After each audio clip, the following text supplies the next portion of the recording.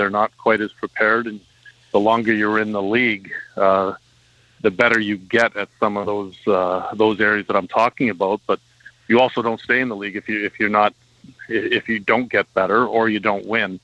And my job as a coach is to really teach and develop and work on that area and make it individualized so the team collectively can be better. How do you think, and we talk about a young team growing, Travis, I mean, you're a relatively still young head coach. I mean, how do you think you've changed as a coach since the American Hockey League success, certainly, and jumping in with Vancouver? How much better off do you think you are in what you do? It's like anything. I'm a lot better coach than I was when I was in the American Hockey League, or when I was in Portland of the Western Hockey League, or when I was in my first year 6-7 years ago in Vancouver. I think it's when you guys look back and people look back at what they're doing, you just get better with time, with experience. Going through experiences, good, or going through adversity that help you grow. Follow every second of the action on NHL Network Radio. From behind the bench to every play on the ice. If it's hockey, it's on SiriusXM NHL Network Radio. SiriusXM 91. I'm Frank Trachtenberg with your SiriusXM NHL schedule for Thursday, June the 13th. All times are Eastern, and please remember, all games, times, and channels are subject to change. Check SiriusXM.com for the latest updates. In the NHL playoffs, it's Game 3 of the Stanley Cup Finals with the Edmonton Oilers taking on the Florida Panthers. Puck drops at 8 p.m. with the Oilers on Sirius 162, XM 220, and Internet 931. Panthers I'm trying on to see Sirius where 161. Corey Perry seems to be positioned with Leon Draisaitl, and I missed the other guy on the wings. And just to review, who's in and out for the Oilers? Yeah. So Evander Kane is out for the Edmonton Oilers, as is Sam Carrick. Yep. Now, I can say this because he told the media this. So Evander Kane, at the start of the final, accidentally, I think, revealed that he's dealing with a sports hernia. So that hurts. And that's tough to get through. So it's a very difficult injury. I imagine that's what's plaguing him now. So he is out tonight. He tried to make it happen. He's out. But Corey Perry and Derek Ryan are in. So by the looks of things, Corey Perry is taking Evander Kane's spot next to Leon Draisaitl. And Derek Ryan taking the fourth line duties that were held by Carrick, now back in the hands of Derek Ryan. So those would be the changes right now. And on D, still looks like Vinny Desharnais is going to get in there, although Cody Ceci is on the ice. Dave, a question for you. Yes, sir. 2 years left on Kane's deal. Is he an Oiler next year? Oh, that was not the Oiler I expected you to ask me about. Evander Kane? Evander Kane. We really got to get into this now. They're in the cup yes final. Or no? Why do we? No. Okay. No, I don't think he's on the team next season. But that's something they'll address in the summer. Okay. I think there will be some changes there. We'll go over those more when the cup final wraps. Who's making that call is another question, because there's supposed to be some other changes in Edmonton tied to that. But 5 minutes left, or just under 6 minutes, left in pregame. We will see kind of how things evolve, obviously in the lineup as things continue. So all the heavy hitters are here. Oh, one of the best. Craig Button just came by. Craig Button just came by to say hi. All the big wigs are. EJ Raddick was walking around. He's getting ready for the international call. Where's Dregs? We saw Darren Dreggers roaming around somewhere as well. Everybody, all the big wigs, all the heavy hitters here. Ian Rogers plays gearing up / getting ready. I combo those two words. Good job. For Game 3 of the Stanley Cup Final between the Oilers and Dave, there's something going on in the building. I expected a lot more noise. Everyone's still outside. Well, not everyone. Building's about half full. Yeah. There's not a lot of noise in the building, Dave. I think coming home 0-2 muted some of the response. Maybe. Now, I might be wrong once they sing "Oh Canada" in the building. Until they get things going. I mean, look. Again, Our Lady Peace was performing outside of Game 3. I'm not going to bang it. Look, the ton of people fans out there have been amazing. It's the loudest building, but I just think Are you trying to cause? I'm always trying to cause. No, I expected. Okay, sorry, Carolina. This is the guy that causes chaos. I expected a louder response when the Oilers hit the ice. Doing the warm-ups. Well, they have at least 60 minutes of yelling to do They're taking. And granted, it's early in the afternoon. It's not a normal start time for Right, this. it's a 6 o'clock local start. Which we talked to some of the people in the building beforehand, and they love it. They absolutely yes. love the fact that Well, I love it too because then I can yes, you can go out afterwards. Yeah, go have a beverage or two post game. Okay, so here are the line rushes for the Oilers, since you know what you're going to get from the Florida Panthers. Top line is going to be Ryan Nugent-Hopkins, at least to start. McDavid, Hyman. As you mentioned, Perry alongside Draisaitl, Ryan McLeod alongside Draisaitl on the second line. Third line looks like Janmark, Henrique, and Brown. Fourth line is Dylan Holloway, Derek Ryan, and Warren Fogle. The pairs, Ekholm and Bouchard, Nurse and Broberg. Yeah. Good move by Knobloch, breaking up Nurse and CC. And Kulak and CC, and of course, Stuart Skinner will be in net for the Edmonton Oilers. Yes, it looks like, and we're still waiting on the official announcement. The only thing official so far on the game sheet on both teams, Stuart Skinner starting for Edmonton. Okay, well, that's good. That's the only thing official we've got nice. right Nice now. The Panthers lineup appears to be set, no changes, and we're just waiting on whether Desharnais is out. It looks like he is. Mm-hmm. Looks like Vinny Desharnais is out. Yeah. But we don't have that official. He was not in the rushes, so yeah. And again, Philip Broberg is. Yeah. And Broberg did fine. Yeah. He actually did fine in Florida. He didn't really make any mistakes. No. Which is what you want a mistake-free game from a guy like that. And that's the issue, Dave. Once you get past, let's say, Ekholm, Bouchard, and Kulak, the other three guys, can be detriments. We'll see kind of, I mean, look, he held his own. We'll see kind of what happens here. I'm trying to see who else is on this roster. For some reason, there's another guy that I'm totally missing. Oh, because Carrick's still considered on there. But we know that Sam Carrick is out. So we're just waiting on the final D pairing change for them. For the Edmonton Oilers. They're still on the ice. There's about 2.5 minutes left, and we've got about 5 minutes left in this program before we take you to the call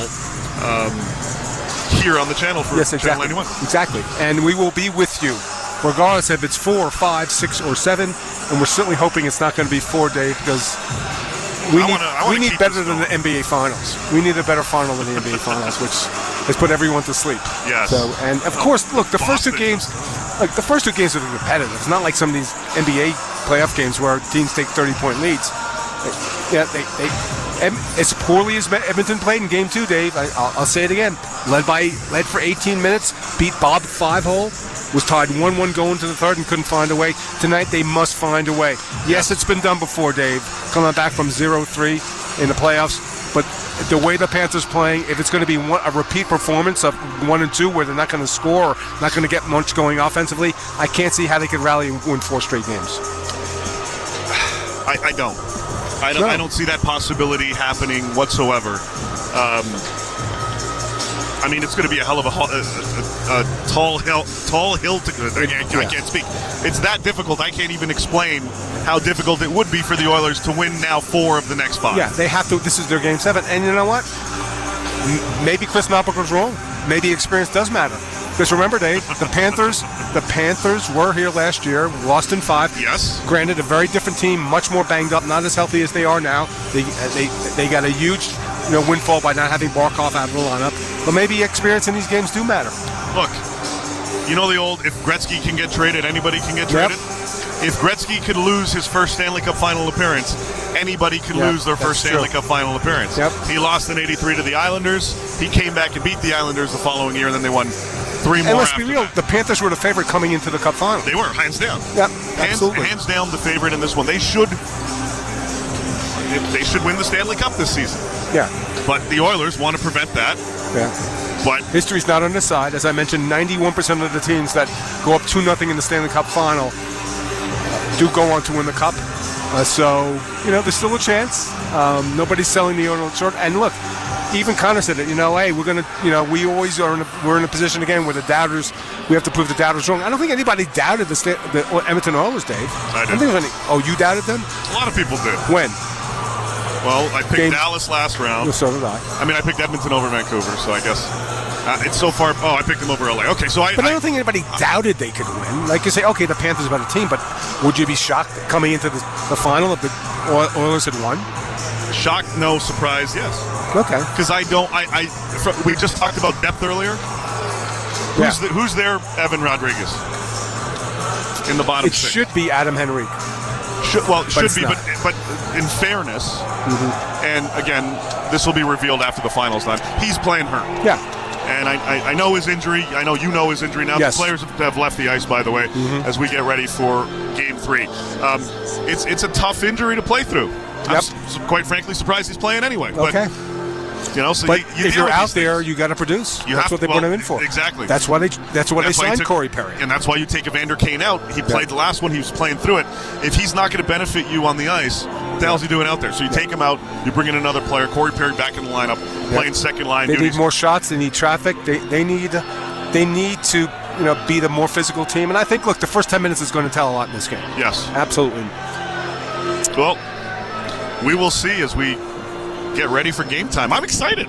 So am I. I can't wait for the anthems and everything. You're right. It is quieter than I thought it would have been now. I know they're saying everyone's just cleaning up. But we'll see. We'll see. Let's see what happens in another 20 minutes. That's it for Face Off Live from the Stanley Cup Final. Again, a reminder, stay on 91. You'll hear the Sports USA call with John Ollers, Brian Boucher, and Billy Jaffe. If you're a Panthers fan, tune over to Sirius 161, XM 219, and hear Doug Plagins and Billy Lindsay. If you're an Oilers backer, go to Sirius 162, XM 220 for Jack Michael and Bob Stuffer. You can get it all on the new Sirius XM app. Open is on Sirius XM Channel 92. This one is well up into the air, right on line. Lands, he holds it. A hole-out eagle at the first for Scotty Scheffler. Exclusive coverage from Pinehurst Country Club continues tomorrow morning at 7 Eastern. A superstar in the game of golf. Wyndham Clark is a major champion. He's won the U.S. Open. The U.S. Open on Channel 92 in the car and the all-new Sirius XM app.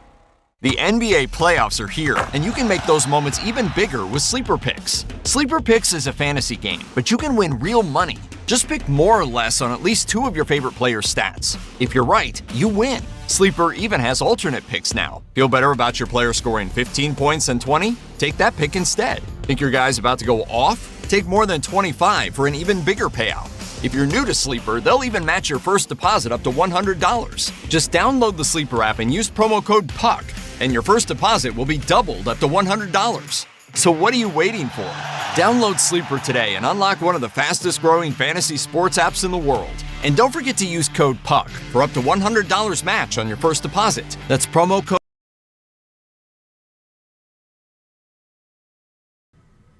Hey Insiders, TSI Mike here. Thank you for joining us again for game number 3 of the Stanley Cup Finals. The Edmonton Oilers hosting the Florida Panthers. The Stanley Cup Finals are back on Canadian soil once again. We have to make the most of it tonight. Oilers fans, get loud in the chat. Panthers fans, enjoy, but we're coming for you. Let's see if the Oilers can make this a series and get back on track here. Thank you all for being here. Make sure you guys hit that like button down below. It's going to bring more fans into the chat. Just check it, see if you've liked already. If you have, thank you very much. If you haven't, get on it. Same thing with that subscribe button. Look at that. We're sitting at 23,519 subscribers as we get into the game today.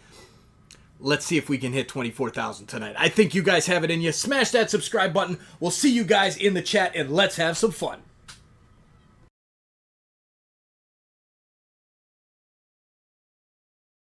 From Rogers Place in Edmonton, Alberta, here are John Ollers, Brian Boucher, and Billy Jaffe. Well, just a short 2,500 miles or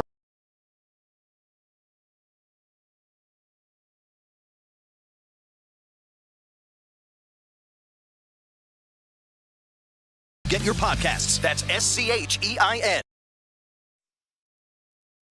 Welcome, everyone. This is Dave LaGreca here, letting you know that Busted Open is now live 7 days a week. So join myself as well as Hall of Fame wrestlers like Bully Ray, Mark Henry, Mickey James, and more for knowledgeable pro wrestling talk, entertaining debates, and interviews with the biggest names in the game every single day of the week on the SiriusXM app, available with all trials and popular plans, or subscribe to YouTube or wherever you get your podcasts.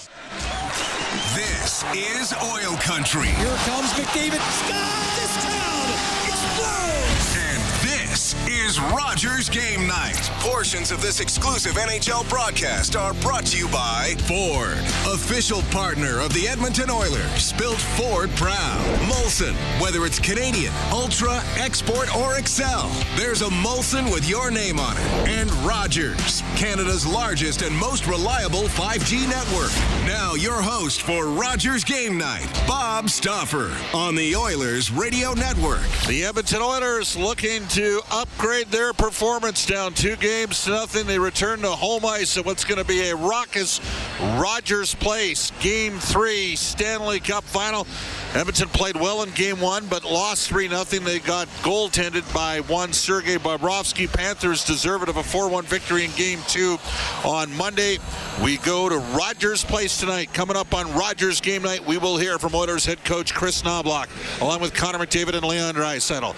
There's about 19 minutes to face off, and this is Rogers Game Night on the Oilers Radio Network. Be a savvy Edmonton hotel shopper. Book through EdmontonsBestHotels.com and receive up to $225 in cash rewards. There are over 50 member hotels to choose from, offering their best value rates. EdmontonsBestHotels.com. Rewards with every booking.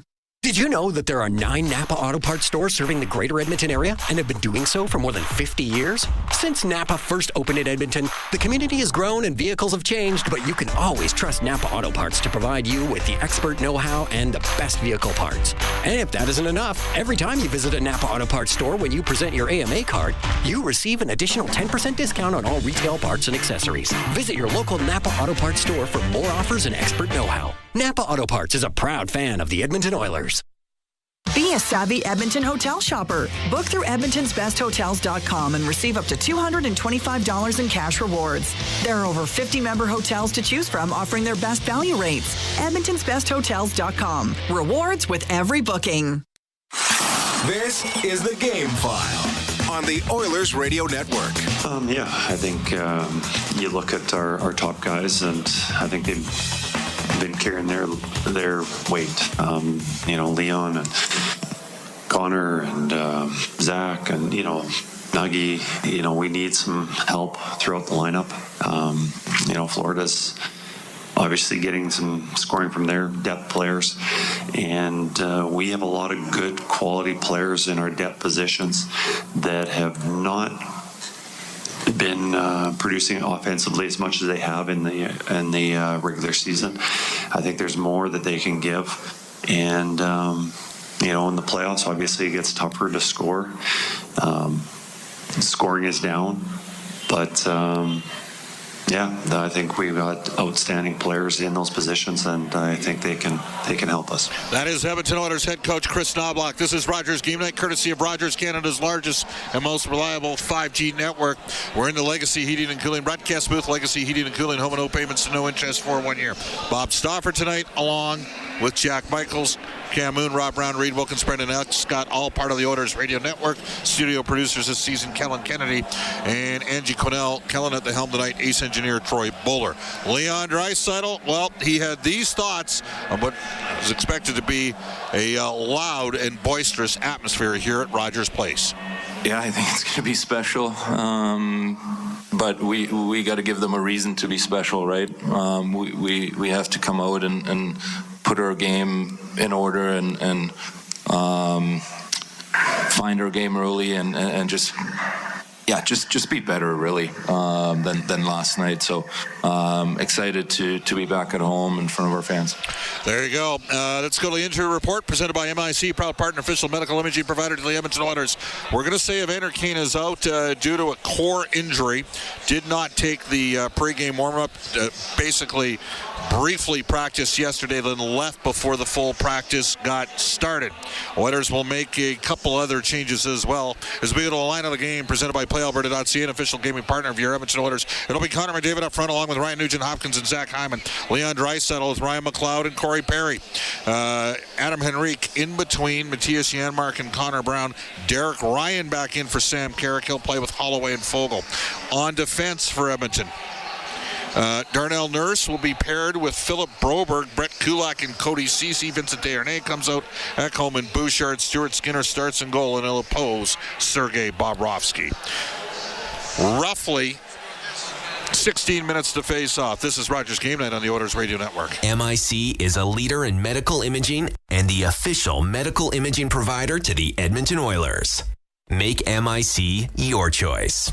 Whether you're a professional athlete or a weekend warrior, the game doesn't stop for injury. MIC's sports medicine imaging specialists can help you get back in the game with a timely and expert diagnosis. Go where the pros go. For a location near you, visit mic.ca. Athletes know that to advance your career, you've got to be part of a winning team. So, what about you? Are you working for a winning team? Well, here's your chance to do just that. Brandt is a strong and stable industry leader with career opportunities across Canada. We have hundreds of positions available right now, from parts, sales, positioning technology, heavy-duty mechanics, and more. Be a part of a winning team. Earn your stripes by joining Brandt today. Find out more at BrandtJobs.com. This is Rogers Game Night on the Oilers Radio Network. What's up, Insiders? Thanks for joining us for this Game 3 of the Stanley Cup Finals. Just wanted to take a quick second to give a quick shout out to my amazing daughter, Bella. Happy birthday, Bella. Happy birthday. Thank you for being awesome. Keep it up, kid. I'm proud of you. Anyways, back to the hockey. Everybody let Bella know happy birthday in the chat. We'll talk to you guys soon. Going on to suddenly a good chance, and as I said, you got to be ready for that. You know, you got to bury it. Bobrovsky's playing well as well. It's about being ready for your opportunity and making the most of it. That's Connor McDavid of the Edmonton Oilers. Welcome back, Rogers Game Night. Legacy Heating and Cooling, home and no payments and no interest for a year. Legacy Heating and Cooling, who's hot and who's not. Oilers power play's got to get better. Got to put pucks to the net. 0 for 7 in this series. It's been the best power play in the last 5 years, any 5-year run in NHL history. The Oilers, this is Oil Country Playoffs 50-50, is live for the Stanley Cup Final. The jackpot is currently sitting at $4.3 million in climbing fast. Buy your tickets now to be eligible to win for tonight's early bird prizes at 7:30 p.m. for $5,000 cash from Safeway and 8 p.m. for a Ford Maverick. Tonight's Oilers 50-50 is in support of the Edmonton Oilers Community Foundation, supporting Albertans battling cancer, kids with critical illness, animal shelters, food security, and military personnel, and much, much more. It's the only game that matters tonight. The out-of-town scoreboard brought to you all season long by Pizza 73, the official pizza of the Edmonton Oilers. It is Game 3 of the Stanley Cup Final on the Oilers Radio Network. Look, I know this is radio, so it's hard to show you how much is on sale during the Big One clearance event at End of the Row Flooring Centers, but it's a lot. Like this flooring, or this one, and all these. Yep, all at clearance pricing for a limited time. Now, you don't need to just imagine what it would look like, though. You can use our visualizer at endoftheroll.com to upload a picture of your room to see the flooring in your actual home. Try it. Find something you love, then get a great deal on it at the Big One clearance event on now at End of the Roll Flooring Centers. Let's get flooring. Chemco is building industry across Canada, and now they're on the lookout for civil and electrical project managers, estimators, and superintendents to join their dedicated team. Why Chemco? Because Chemco cares. They put people first, offering top-tier compensation packages and an unwavering commitment to safety. At Chemco, safety isn't just a priority, it's everybody's business. Ready to be part of a team that truly values you? Visit chemco.com/careers today. You're listening to Rogers Game Night on the official voice of the Edmonton Oilers, 630 CHED, and on the Oilers Radio Network. Welcome back, everybody. Bob Stauffer, along with Jack Michaels, Rob Brown, Reed Wilkins, Brendan S. Scott, Cam Moon, the Oilers Radio Network. We bring aboard our Inside the Game analyst, Rob Brown. What do you expect from the fans tonight, Rob? Well, I've already seen it. I was outside at the concert. I was walking around the block outside the arena. This place is nuts. The Oilers, if the Oilers could somehow score a goal in the first 5-6 minutes of this game, this place would be absolutely bedlam. The roof would come off, and the Florida Panthers will think they've just gone into a tunnel of dynamite. This is a city that right now can hardly wait to see their Oilers win a Stanley Cup Finals game. And tonight, the Edmonton Oilers are going to need their best effort against the Florida Panthers, because we do know that the Edmonton Oilers fans are going to bring their best effort tonight. All right, for Edmonton, the Oilers have got to pick it up. They got to put more pucks to the net early. Rob, for me, I want to see 12 to 15 shots for Edmonton, maybe in the first 15 minutes of this game. And it won't be easy because Florida has done a great job suffocating the Oilers' attack. Well, Florida, they deny opportunities. They deny you getting to the front of the net, but the Oilers got to find a way to get there. What we've seen through 2 games is Bobrovsky, if he can see it, he stops it.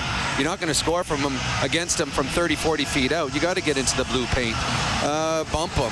Fall around the blue paint. Look for garbage. Look for loose change in there. The Oilers have not done a good enough job. They had 3 forwards last game get a shot on net at regular strength. Watch in the entire game. And Hyman had 1. The Oilers need their forwards to be in the blue paint. The Oilers defensemen are getting pucks through, but there's no second or third opportunities. There's no tips. There's no rebounds. That's how you're going to beat Bobrovsky. And I think the Oilers have to do a much, much, much better job of hanging around the blue paint. That's one of our 4 keys to the game, brought to you by Ford, the official partner of the Edmonton Oilers, built Ford proud. Rob, Florida, to me, has mastered the art of gamesmanship. They're an in-your-face, aggressive team. We know that. There is a standard that deviates a bit from what we see in the regular season. Does Edmonton need to engage a little bit more, or really just is it too much of a departure from their game? Well, I mean, the Oilers, how many power plays did they have last game? They had a number of power plays. They're getting their chances. They got to make you, when a team is in your face, when the referee calls it, make them pay for it. That'll pull them away. That'll stop them from playing that way. The Oilers got to try to match the physicality. They got to get pucks in. This is the finals. This is something where you do whatever it takes to win a hockey game. That's why you saw in the last game, Ekblad left game, he came back. Nurse left 4 times, he came back. Kane was on the bench when he was not at, probably only at about 60%.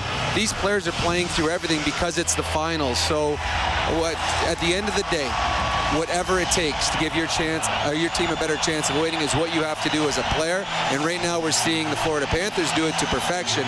We need the Edmonton Oilers to step it up tonight. That is our inside the game analyst, Rob Brown. More with Rob Brown, Cam Moon,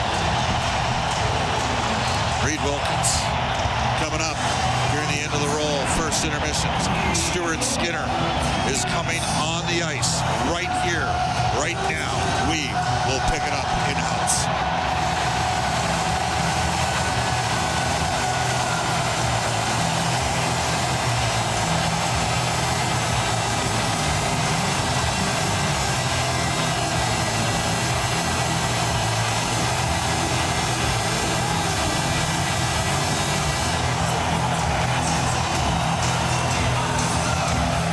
Game 3, Stanley Cup Final.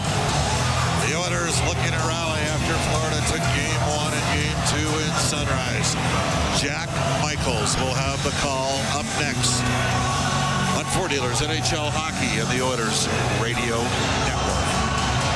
Discover the epitome of elegance at Alberta Diamond Exchange, dedicated to crafting unforgettable moments with exquisite jewelry collections for over 2 decades. From stunning engagement rings to timeless wedding bands and anniversary treasures, the Alberta Diamond Exchange commitment extends far beyond I do. Your journey with Alberta Diamond Exchange is not just about jewelry. It's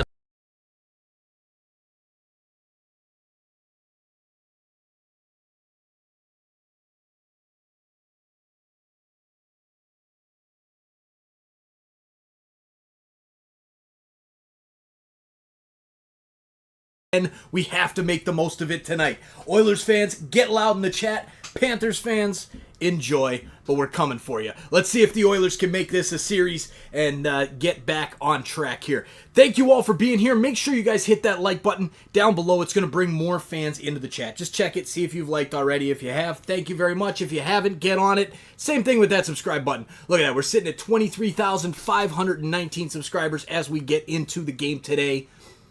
Let's see if we can hit 24,000 tonight. I think you guys have it in you. Smash that subscribe button. We'll see you guys in the chat, and let's have some fun. Energy, powering your place. Customers are free to purchase natural gas services or electricity services from a retailer of their choice. For a list of retailers, visit ucahelps.alberta.ca or call 310-4822. At Northern Lakes College, students work, raise their family, and complete their certificate, diploma, or partnership degree. With NLC's supported distance learning model, you can do it all in a flexible online classroom. Programs in academic upgrading, business, health, human services, resource technology, university studies, and more, including a wide range of courses available through continuing education. Skate into your new career in a learning environment that works for you. NorthernLakesCollege.ca. Everywhere you need them to be. We welcome you back live inside Rogers Place. The Edmonton Oilers and the Florida Panthers in Game 3 of the Stanley Cup Final, with the Panthers leading 2-0 alongside Bob Stauffer. I'm Jack Michaels inside our Legacy Heating and Cooling broadcast booth. Let's get right to it with our Coventry home starting lineups.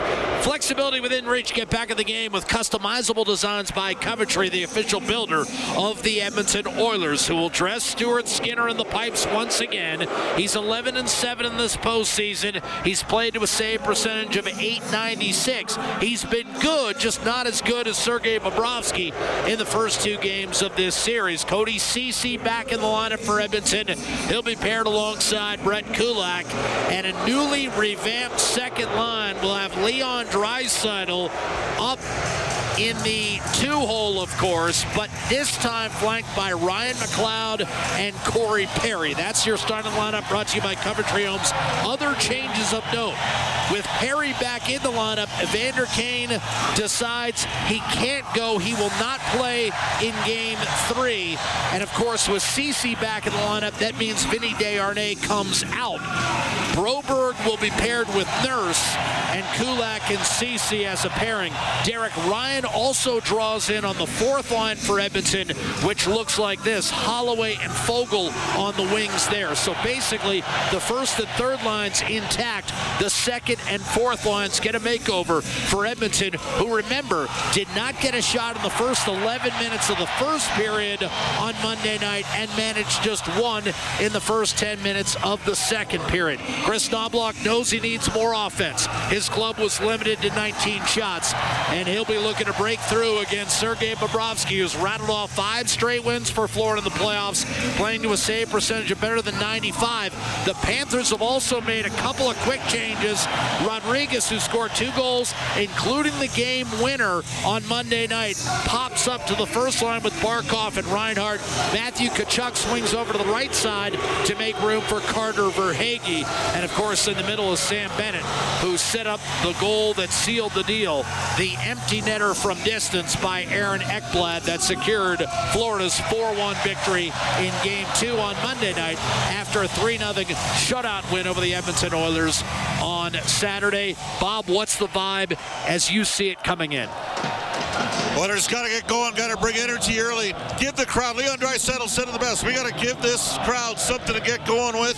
Oilers got to be much better early, get some pucks and traffic to the goal, and challenge Bobrovsky and force their D. How important do you think maybe the first, is it any more important than normal, their first 5 minutes tonight? 100% it is. Just the way the last 90 minutes of this series has gone. It's been dictated in Florida's terms. The Oilers need to change that. And they'll try to change that before 18,347 the night. Outside, crammed. It was tough getting in here. Rogers Place ready to explode. The first Stanley Cup final game played in this building is just moments away. But first we go into the crowd where Robert Clark is standing by with the U.S. and Canadian anthems. Ladies and gentlemen, we can hardly wait for Game 3.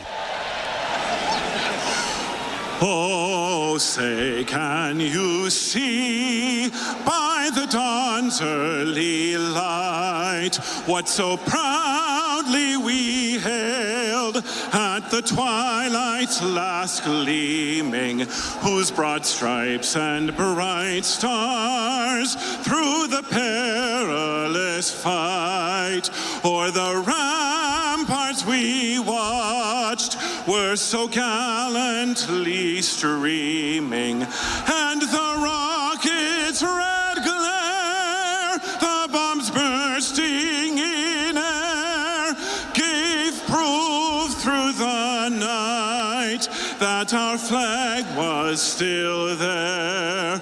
Oh, Say, does that star-spangled banner yet wave o'er the land of the free and the home of the brave?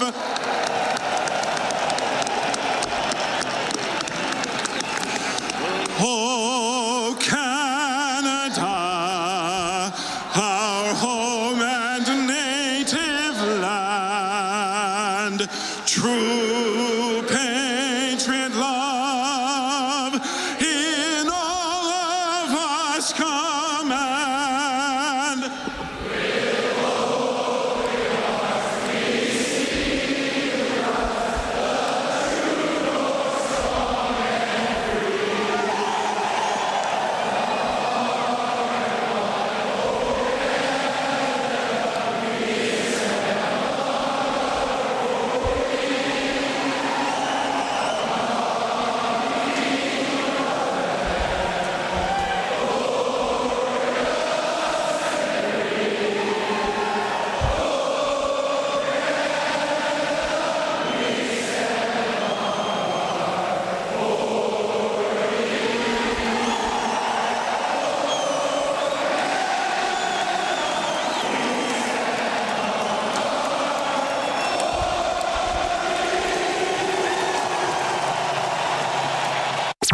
Now, tonight's exclusive NHL broadcast. There he shoots and scores! Now it's Draisaitl off to Connor McDavid. Centers Kane for the hat trick. He scores! All the action called by the voices who know the game inside and out. This crowd explodes! Bob Stauffer and Jack Michaels on the Oilers Radio Network.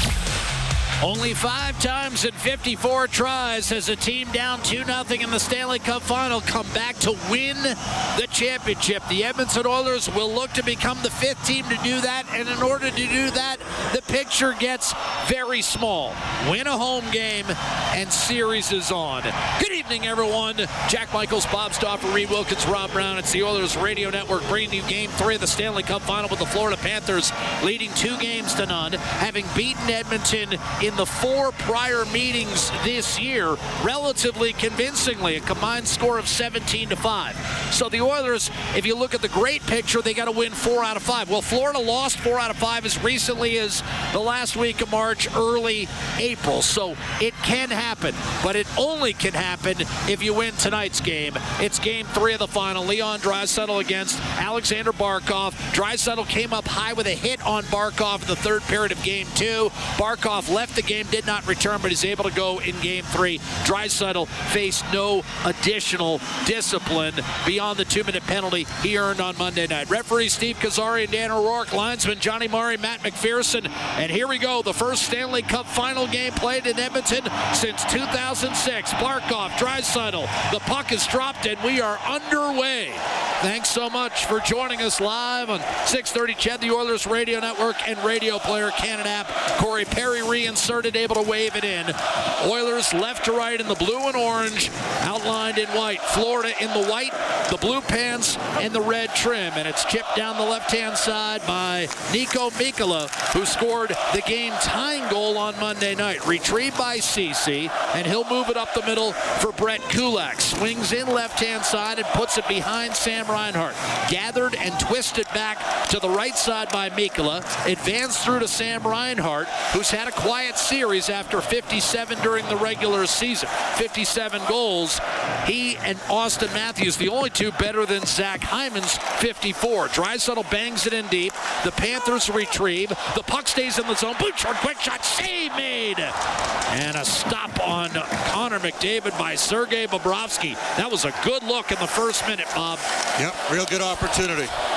Matthew Tkachuk up the left-hand side. He'll drive it behind the net, patrolled by Stuart Skinner. He waits, delivers to Matthias Ekholm, who has the only goal in 120 minutes thus far for Edmonton in this Stanley Cup Finals series. Tkachuk defends well at his own blue line, forces it back into the Edmonton zone, And Nugent-Hopkins will drop for Ekholm, who wedges it down the middle of the ice, and this will be no icing. Oliver Ekman-Larsson dances back to pick it up for Kulikov, up the right-hand side, and punched forward. Tarasenko in on the forecheck against Philip Broberg. Interesting pair with Broberg and Nurse playing together. Tarasenko takes it behind the net, tried to bank it off Stuart Skinner, who was able to seal that near post. Tarasenko tried to catch him napping, but Skinner was able to make the save. Minute 44 gone by first period. And Bob, right off the top of my head, I don't think Nurse and Broberg have ever began a game together. I don't ever recall seeing that. No. I mean, obviously in certain shifts, they were on the ice together. But what do you make of the pairing, and why is Chris Knobloch and Paul Coffey inclined to go with that? I don't think they want Nurse and CeCe playing. I think they wanted CeCe back in, and I think Broberg is really growing. He's coming on as a player here.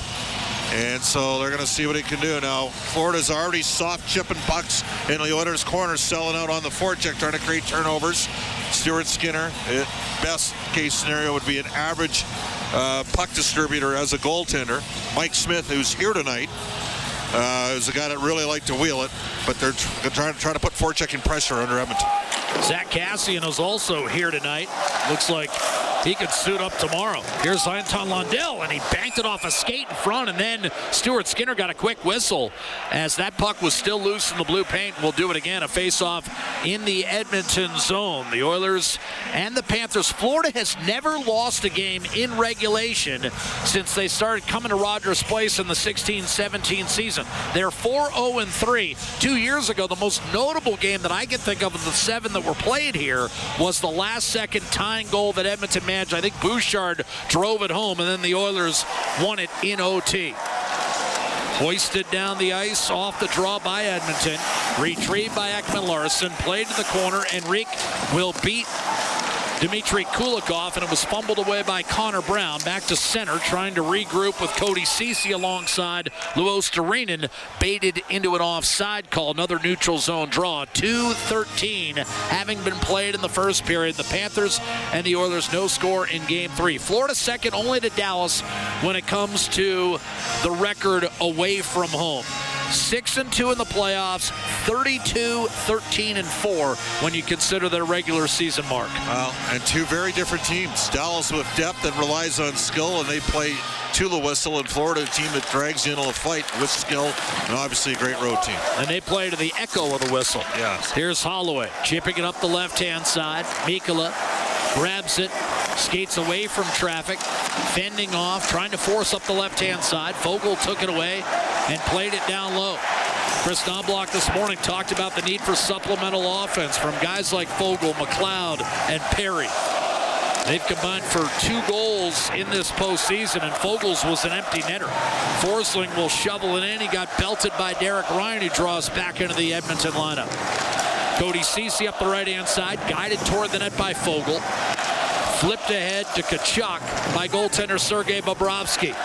Matthew Tkachuk will dump it in. Sam Bennett, at his best in the playoffs, nullified by Draisaitl, who then backhands it over to Broberg. He'll swing it up the ice, picked off by Tkachuk. Centering pass, one-timer to save Stuart Skinner on Carter Verhaeghe.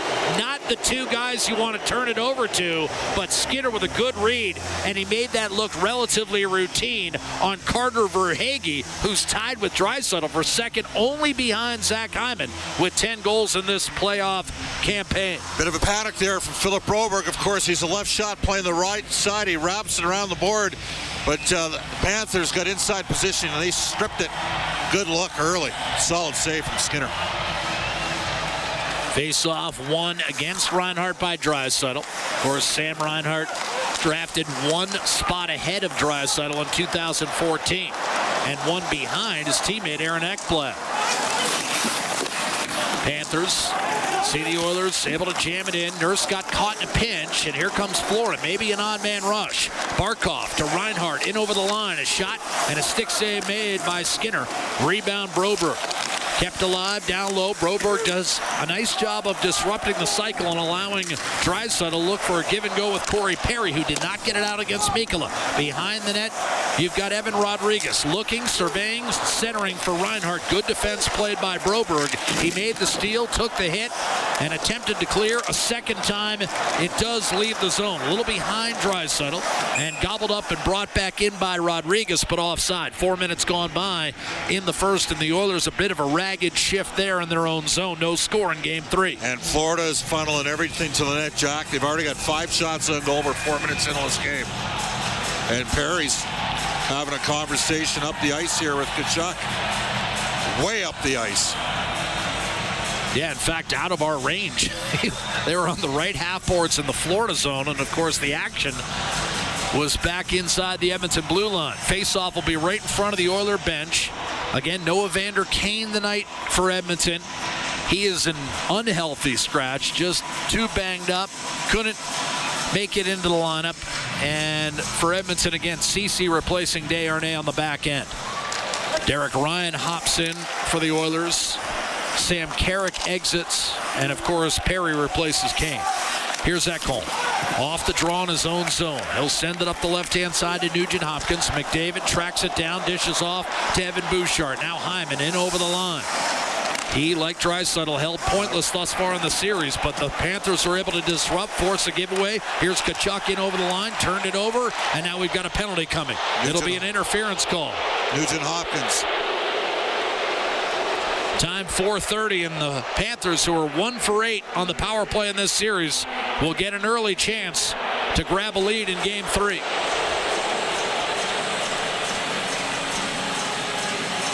Tough pass, I thought, to Nugent Hopkins, and that triggered it. Hyman's got to put the puck to the net. Jack, we've talked about this over and over. That starts, they turn the puck over. Now Florida gets their first power play of the game. Good news is for the Oilers, they just had a run of 33 in a row snap. They're still 35 for their last 36, 93% of the playoffs. And here's Derek Ryan out for the faceoff, beaten by Barkov. Retrieved by Tkachuk, left circle. Down low to Sam Reinhart. Ceci, Ekholm, Ryan, and Henrique out there.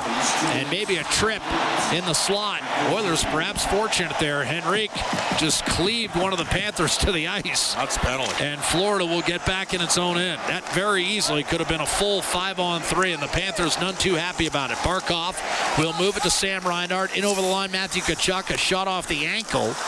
Getting back defensively is Darnell Nurse. Open, calling for it. Montour didn't get the puck from Tkachuk, and it was rammed off the boards and out. Good play by Nurse to make sure he gets it down on the Florida end. Panthers have to retreat. Minute 10 to go on the man advantage. McLeod has now come out. Ekholm, Ceci, and Fogle round out the Napa Auto Parts penalty kill. Barkov up the middle, looking for Montour. Kept it alive for Tkachuk, right corner. He'll steer it around the boards. Montour late getting there, pitchforked out by McLeod. And now Bobrovsky ahead of Fogle will come out and shoot this puck back up to Carter Verhaeghe. In over the line, Verhaeghe left wing. Swung it back to Tkachuk, mishandled. And now Connor Brown's got a shorthanded chance. To the net, wrist shot denied. Rebound Fogle. Threw it back in front. Brown shot it over the net. Crowd ready to absolutely erupt. 2 shorthanded looks for Connor Brown. Neither goes in, but the crowd an appreciative roar. 6 minutes gone by. Scoreless in the first. Sam Bennett, second unit out for Florida. Tarasenko back in front. Out of the reach of Bennett. Lundell out to the point, and Ekman Larson completely fanned on it. Rodriguez down low. Open man. Right circle. Shot. And that missed high blocker. Good chance, but unable to hit the net. And Florida's Oliver Ekman-Larsson up the left-hand side. That was a good look for Lundell. Just missed the net entirely. Sam Bennett popped it back into the offensive zone, but Edmonton has killed it off. Ekholm up the left-hand side. Nugent Hopkins out of the box. And now rifled into the Florida bench by Rodriguez himself. And with 13:23 to go in the first period, we'll take timeout. Panthers did not get even a shot on net on that last power play. Instead, it was Connor Brown with a good look. Bobrovsky stopped him, and as a result, Game 3 remains scoreless. Florida, Edmonton, Stanley Cup Final live from sold-out Rogers Place in downtown Edmonton. The Oilers Radio Network. Legacy Heating and Cooling Jingle auditions take one for Ryan Nugent Hopkins and Zach Hyman. Are you ready, guys? We were born ready. Heck yes, Nuge. Drop the beat. Call Legacy. Call Legacy. We freaking killed it, Nuge. That's what I'm talking about, Zachary Martin Hyman. Nice guys. We're going to sell a lot of air conditioners. Hey, doesn't Legacy offer no payments and no interest for a year on those? Yeah, well, thanks for the assist on the copy points there, Nuge. It's just what I do. Legacy Heating and Cooling. MIC is a leader in medical imaging and the official medical imaging provider to the Edmonton Oilers. Make MIC your choice. Whether you're a professional athlete or a weekend warrior, the game doesn't stop for injury. MIC's sports medicine imaging specialists can help you get back in the game with a timely and expert diagnosis. Go where the pros go. For a location near you, visit MIC. Hey, Insiders! Hey, you! Yeah, you! I'm talking to you, the one that hasn't subscribed yet.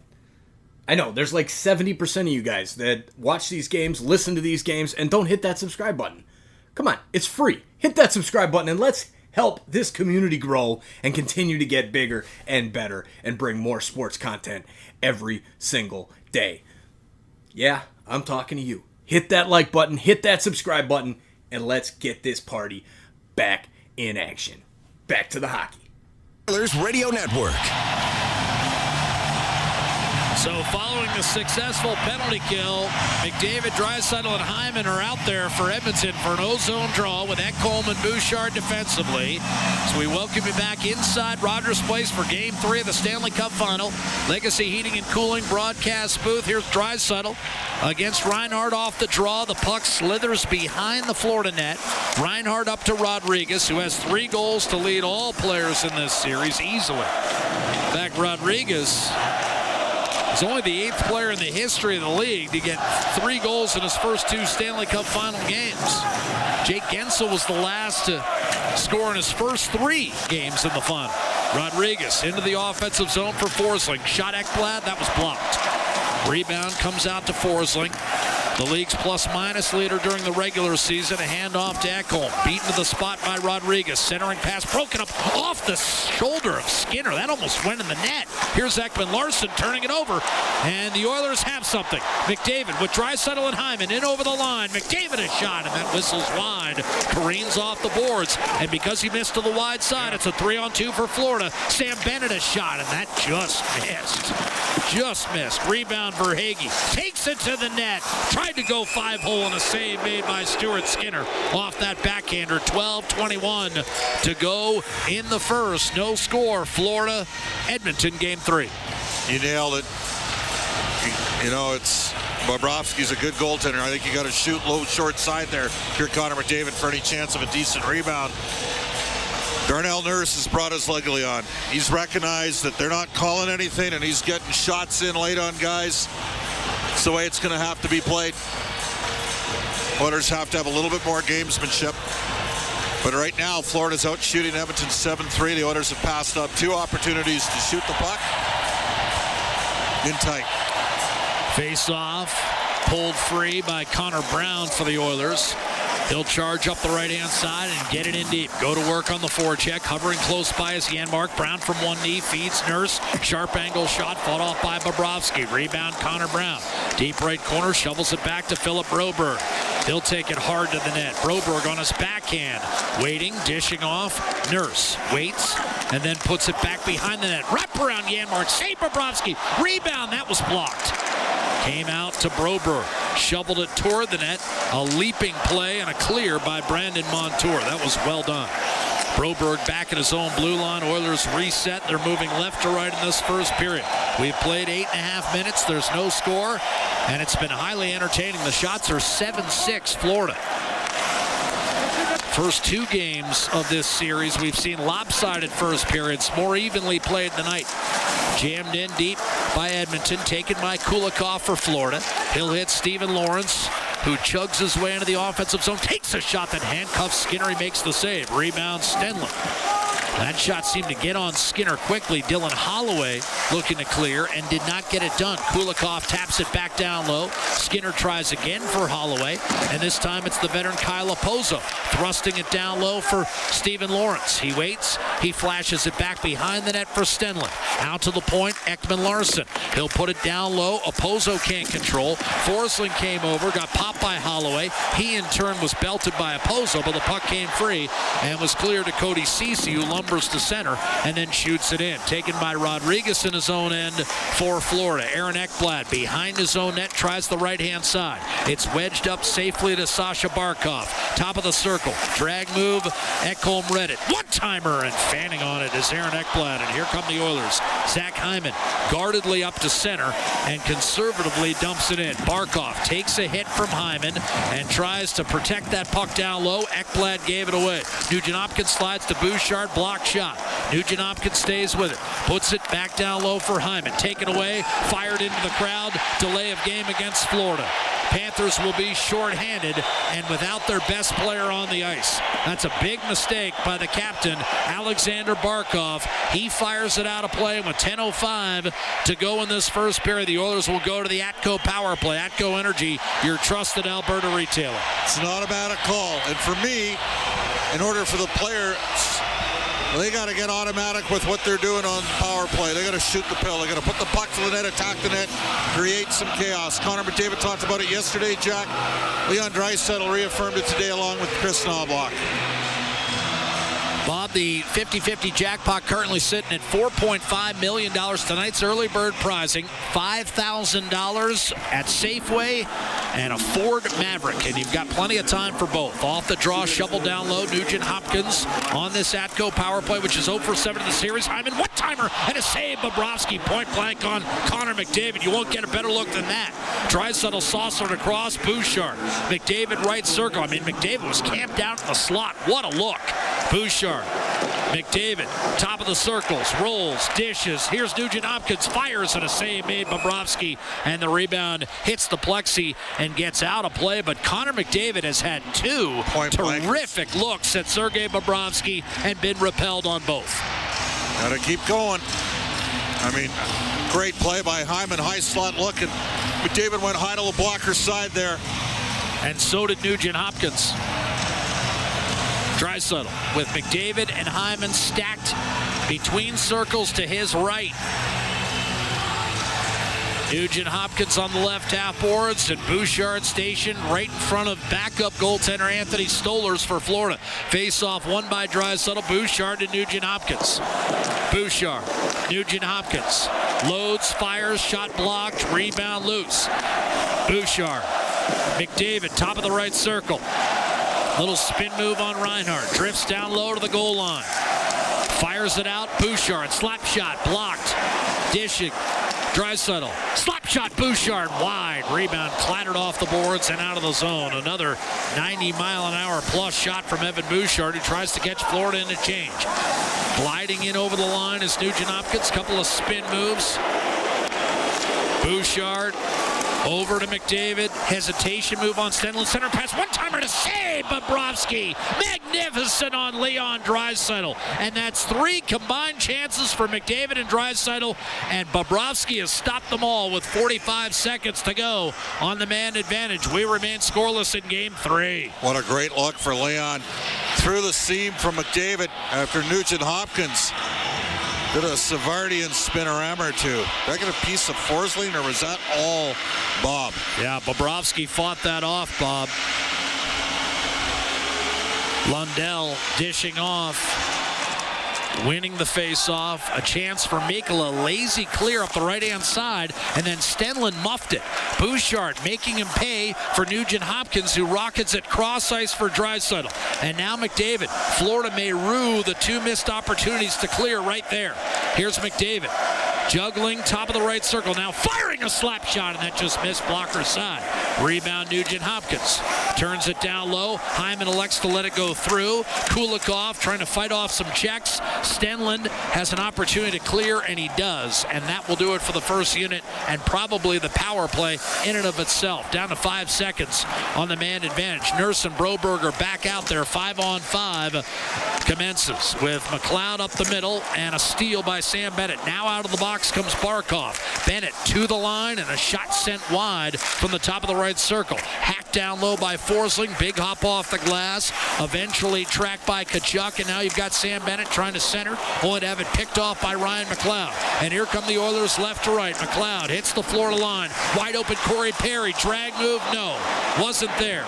Taken away by Forsling, and here's Tkachuk. Up ice for Florida. Verhaeghe in over the line. Takes it behind the net. Protects on his backhand against Broberg. Out to Ekman Larson. Across. Montour shot. And that was swallowed up by Adam Henrique. On it first is Fogle, and he'll drop it back to Darnell Nurse. It's a reload for Edmonton with 7:20 to play in this first period.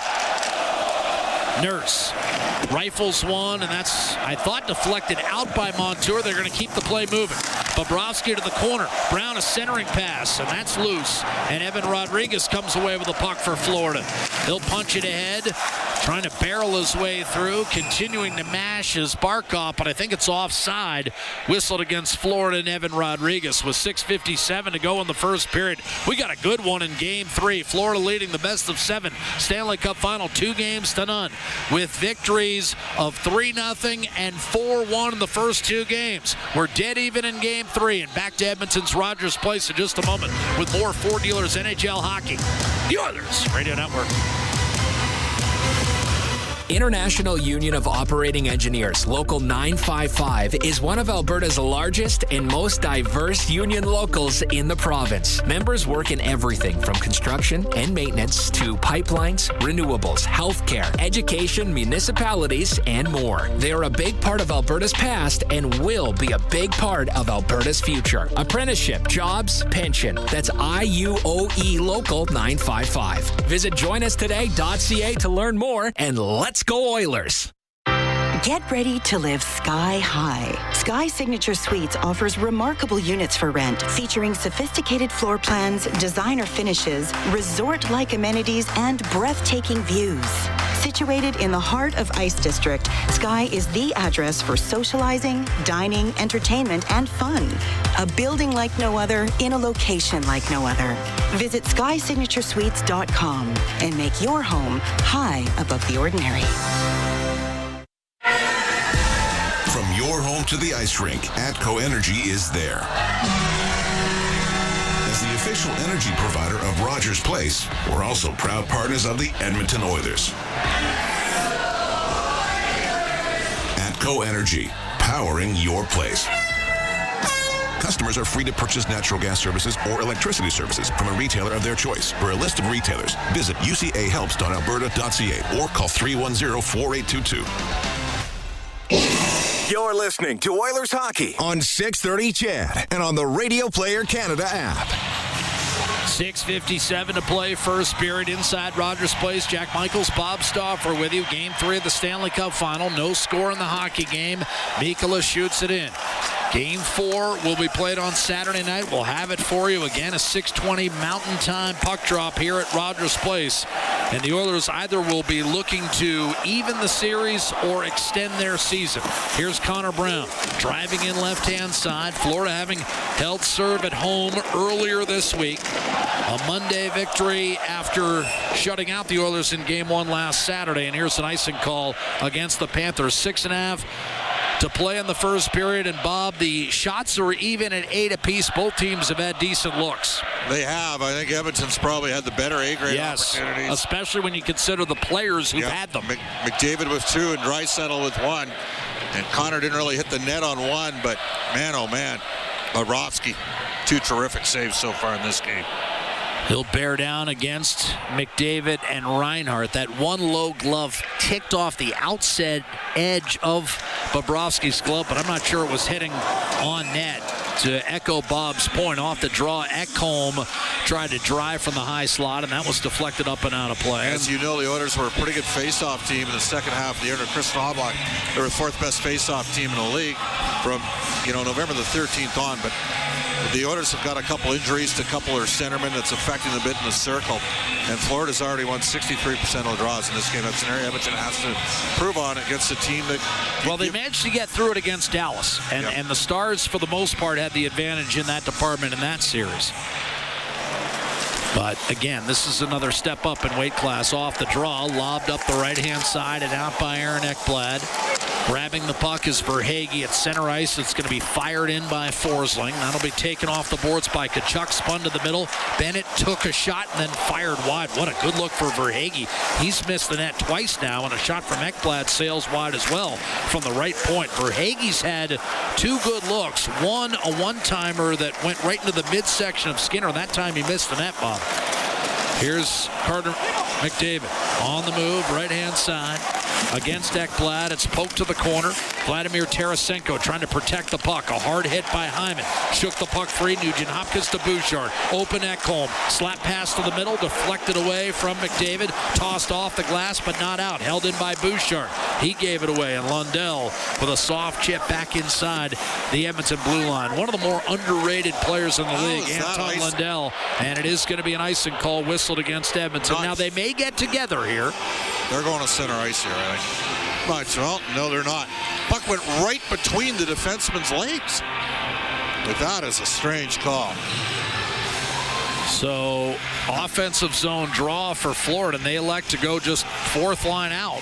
Lawrence will take the draw. Stenlund and Opozo, his line mates. This is actually, again, kind of a line 4 versus line 1 matchup. Paul Maurice will stick with it.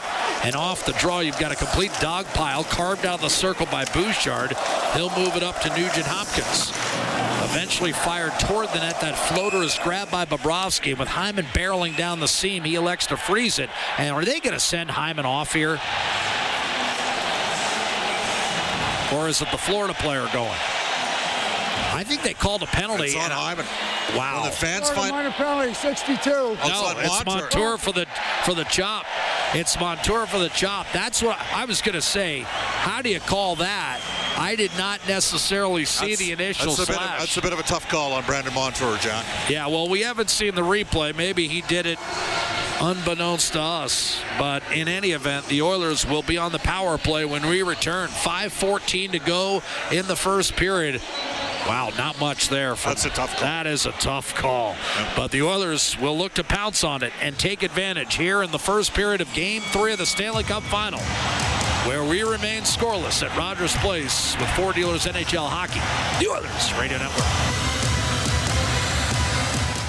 Hey, Paul Brandt here. I've said it before and I'll say it again. I'm proud to call myself an Albertan. You know, after years of touring this great province in my Ford F-150, I've learned the value of driving a tough, capable, smart truck. Whether you're working for the weekend or long-hauling it like I am, there's an F-150 for every Albertan, with plenty of options to choose from, like available Pro Power on board. So if you're looking for a new truck, stop by your Alberta Ford dealer and tell them PB sent you.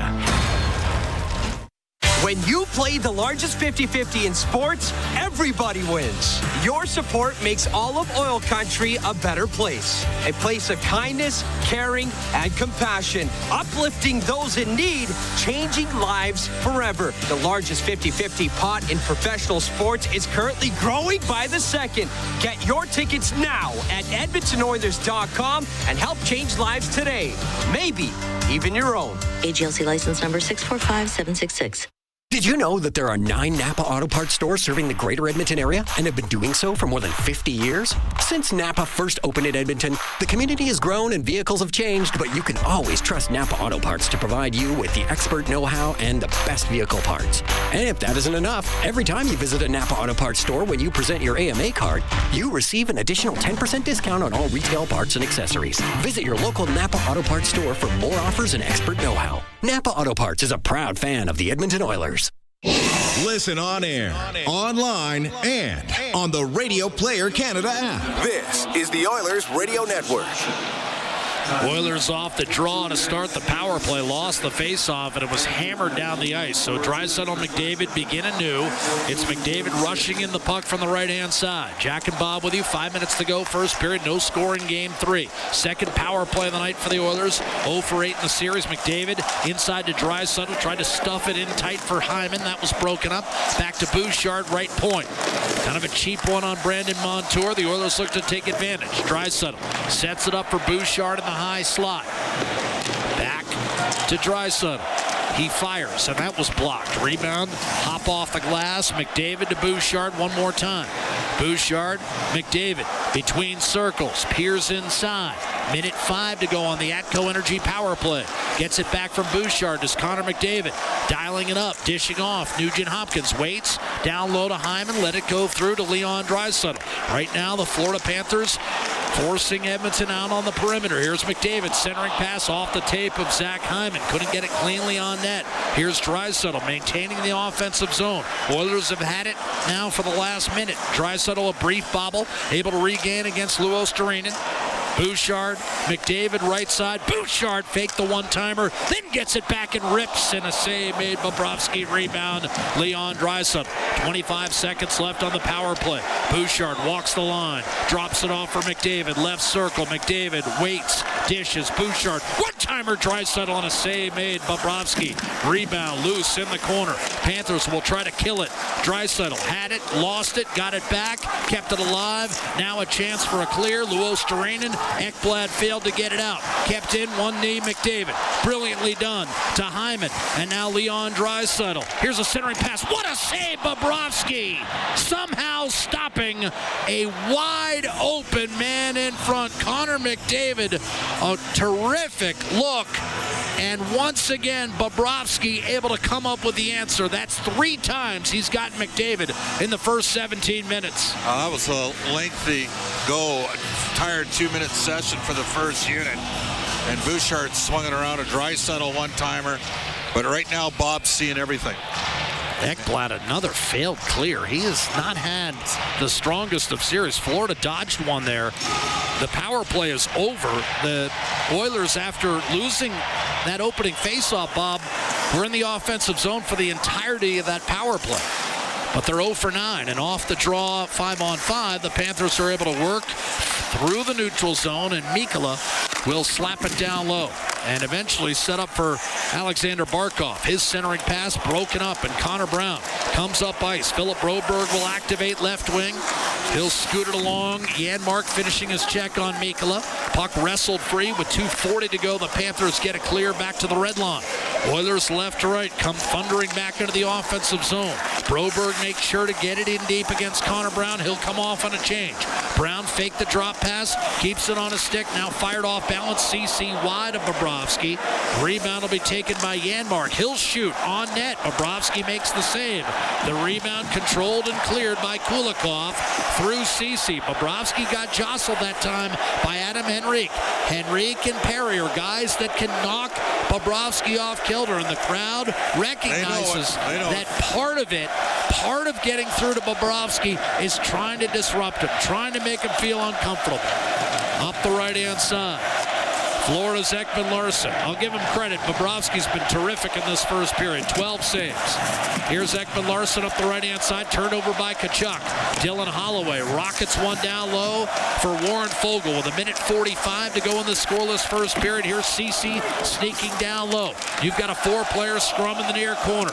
Panthers trying to pry it loose. Instead, it's the Oilers sifting a pass out. Kulak a drive. Wide of Bobrovsky. Rebound point blank. Bobrovsky makes the save, and a terrific one at that against Cody Ceci down low. And now we've got more pushing and shoving. Tkachuk and Derek Ryan. Fogle tries to get in the mix. Tkachuk goes after him. Ekman Larsson on his man. All kinds of pushing and shoving. More wrestling on the far side. They're going to take Kulak out of there. And that's just for starters. I can't imagine a power play is going to come out of this fray. He knocked Bennett's helmet off. There better be a penalty to Bennett here. He went at Kulak twice. Who knocked Bennett's helmet off? Or Tkachuk knocked off. Well, Tkachuk had his helmet knocked off, too. He took 2 shots to start it. And think about Tkachuk, because he knows how to sell a call. Sold one the other night, and then they nailed him on a really suspect makeup call. I think this will be even, but I wonder whether or not Matthew Tkachuk has induced a call here on Brett Kulak.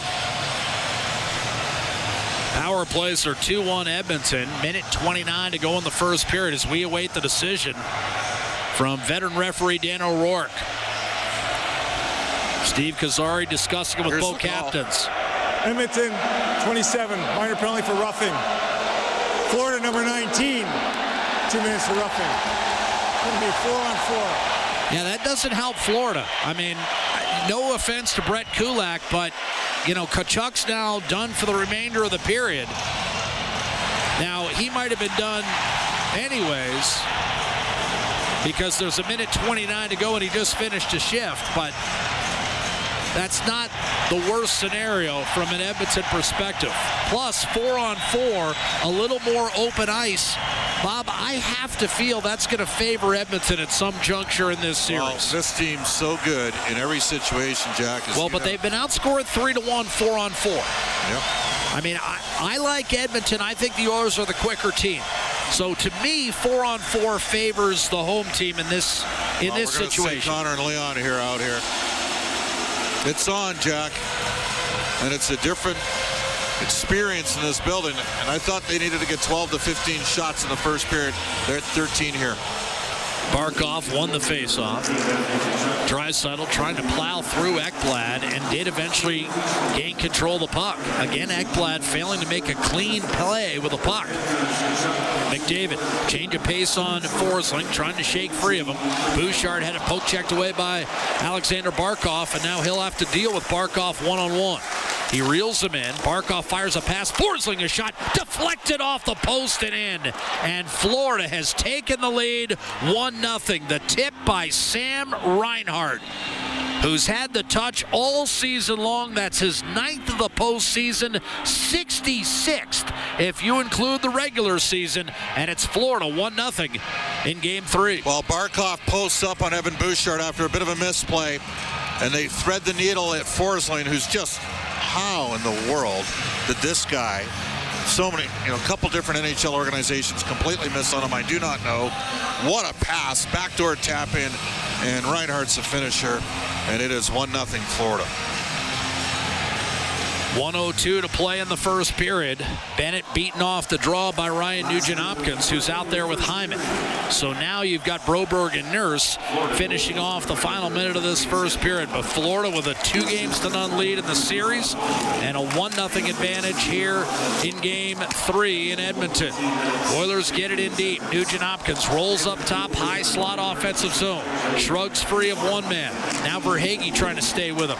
Nugent-Hopkins, the drop for Broberg, winds it up, redirected just wide of Bobrovsky by Nugent-Hopkins. A really good tip, and Broberg on a reset with 30 seconds to go in the frame. Broberg at center ice will drop it for Darnell Nurse. Hyman is out there, and now a lead pass. Connor McDavid, he busts through Bennett. Forsling is back to check him. A centering pass, and Forsling broke it up. And here come the Panthers. One last rush, 10 seconds to go in the period. Verhaeghe turned it over, and now Sam Bennett will take a skate. He'll fire it across. Ekblad at the horn with a shot that's gloved by Skinner, and that will be all for the opening 20 minutes. Edmonton with 13 first period shots on net. Florida 10, but it's the Panthers with a 1-0 lead. Nurse, a little token musclery against Ekblad at the end, but nothing major there. Ekblad's not going to take that. He's not going to buy into that. I mean, that's all there is. That's not his game. 1-0 Florida, and Bob, 4-on-4. Reinhart with a beautiful tip from Forsling and Barkov, who, as you said, started it with a fine defensive play and then kind of positioned his body so Bouchard, who had reeled him in, couldn't get the puck. We talked about the fact that they're literally good in every situation, and that's why. Now, one of the reasons why they're really good in every situation, Jack, is they got a goalie right now. We're 7 periods into the series, and he has stopped 63 of 64 shots. Like, you don't have to be a math genius to know that we're pretty good. That we're looking at a guy. And I think back, all that criticism the Vancouver Canucks organization got in 2011 when they were up 2-0, dropped the series to Boston, but. Tim Thomas was terrific. He was unstoppable. And right now, the Oilers, they were goalied in Game 1 in the first period and a half against Florida, and they've been goalied here in the first period. This should be a 1-1 or a 2-1 game for Edmonton. A little bit of a I mean, just a fantastic play by Forsling. They have enough skill that when they pounce, and Forsling is completely capable of matching McDavid's lateral movement and speed because he's such a great skater. He's done a great job at They tracking. got to get to the other guy in that pairing. That's Right. Ekblad. He's made some struggled. Yeah. You know what? And he was injured earlier this year. Yeah. Bottom line here is just keep going. You got energy. Keep attacking that little greasy play by Henrique. The Oilers have matched the gamesmanship. They just haven't matched the marksmanship so far of the Florida Panthers. Sam Reinhart with his 9th of the postseason from Forsling and Barkov at 18:58 in a 4-on-4. And by the way, we'll be skating 4-on-4 for the first 31 seconds of the second period. But dire straits right now for the Edmonton Oilers, trailing 2-0 in the series, 1-0 in Game 3, and running into a hot goaltender in Sergei Bobrovsky. 13 saves, a clean sheet for him, including 3 point-blank denials of Connor McDavid in that first period, and another one against Leon Draisaitl. A couple of power play looks, and Edmonton unable to break through against a determined Florida club, determined not to become the first team since the Boston Bruins in 77 and 78 to lose back-to-back Stanley Cup Finals, making a second straight appearance after losing to Vegas last year in 5 games. Reed Wilkins and Rob Brown on the other side. We're live at Rogers Place with Four Dealers NHL Hockey. 1-0 Florida after 1 in Game 3 of the Stanley Cup Final. The Oilers Radio Network.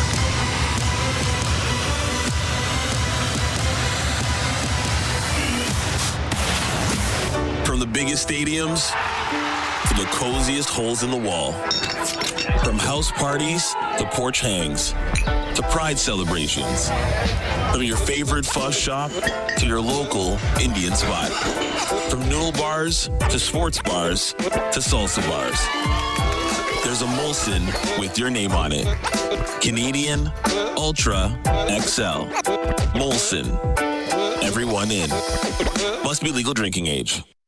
Stay connected with your community and enjoy the latest updates and exclusive access to concerts and events by becoming a 630 CHED Insider. Don't miss out on a single moment. Sign up now at 630ched.com. And click on CHED Insider Newsletter to become a vital part of Edmonton's premier news and talk community. 630 CHED, Edmonton's news, today's talk. Where Edmonton stays informed and entertained. Today and every day.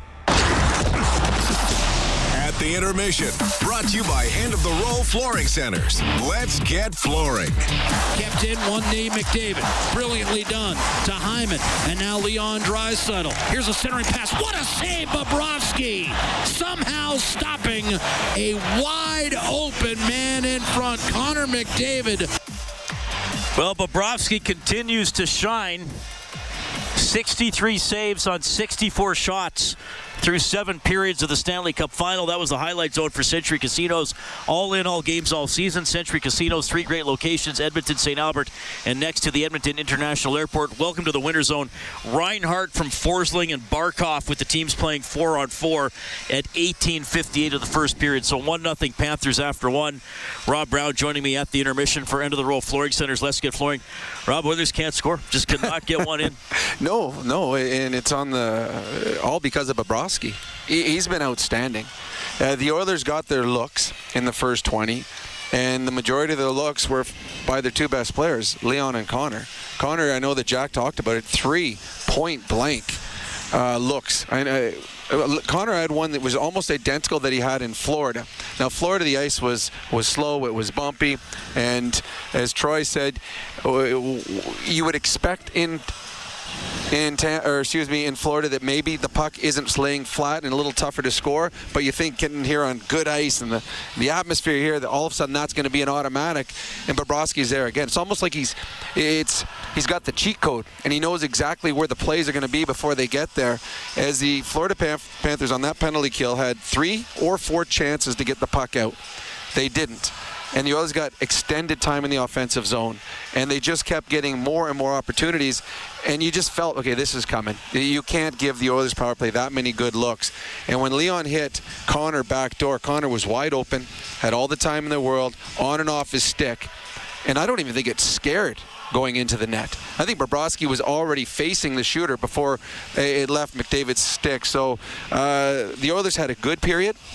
They made some mistakes, but they had a good period. And if the hockey gods were fair, this would not be a 1-0 lead for the Florida Panthers. It would be tied at worst, and probably in a best-case scenario, they should be up 2-1. Yeah, exceptional goaltending by Bobrovsky, and still exceptional defending by Florida. I mean, again, we see them blocking shots, denying passes, chipping passes. The Oilers can't get discouraged. Not that I would expect them to, but they got to look for. Ceci almost scored off a puck that he was just firing into the far corner, and it hit a skate, and that one was close. I mean, I'm searching for chances to talk about because the Oilers are searching for chances to turn into goals. Well, near the end of my career in Pittsburgh, I used to play down on the goal line, kind of where Leon is, but I was a passer. And when things weren't going right and I got the puck, I would shoot it 100 miles an hour through the crease.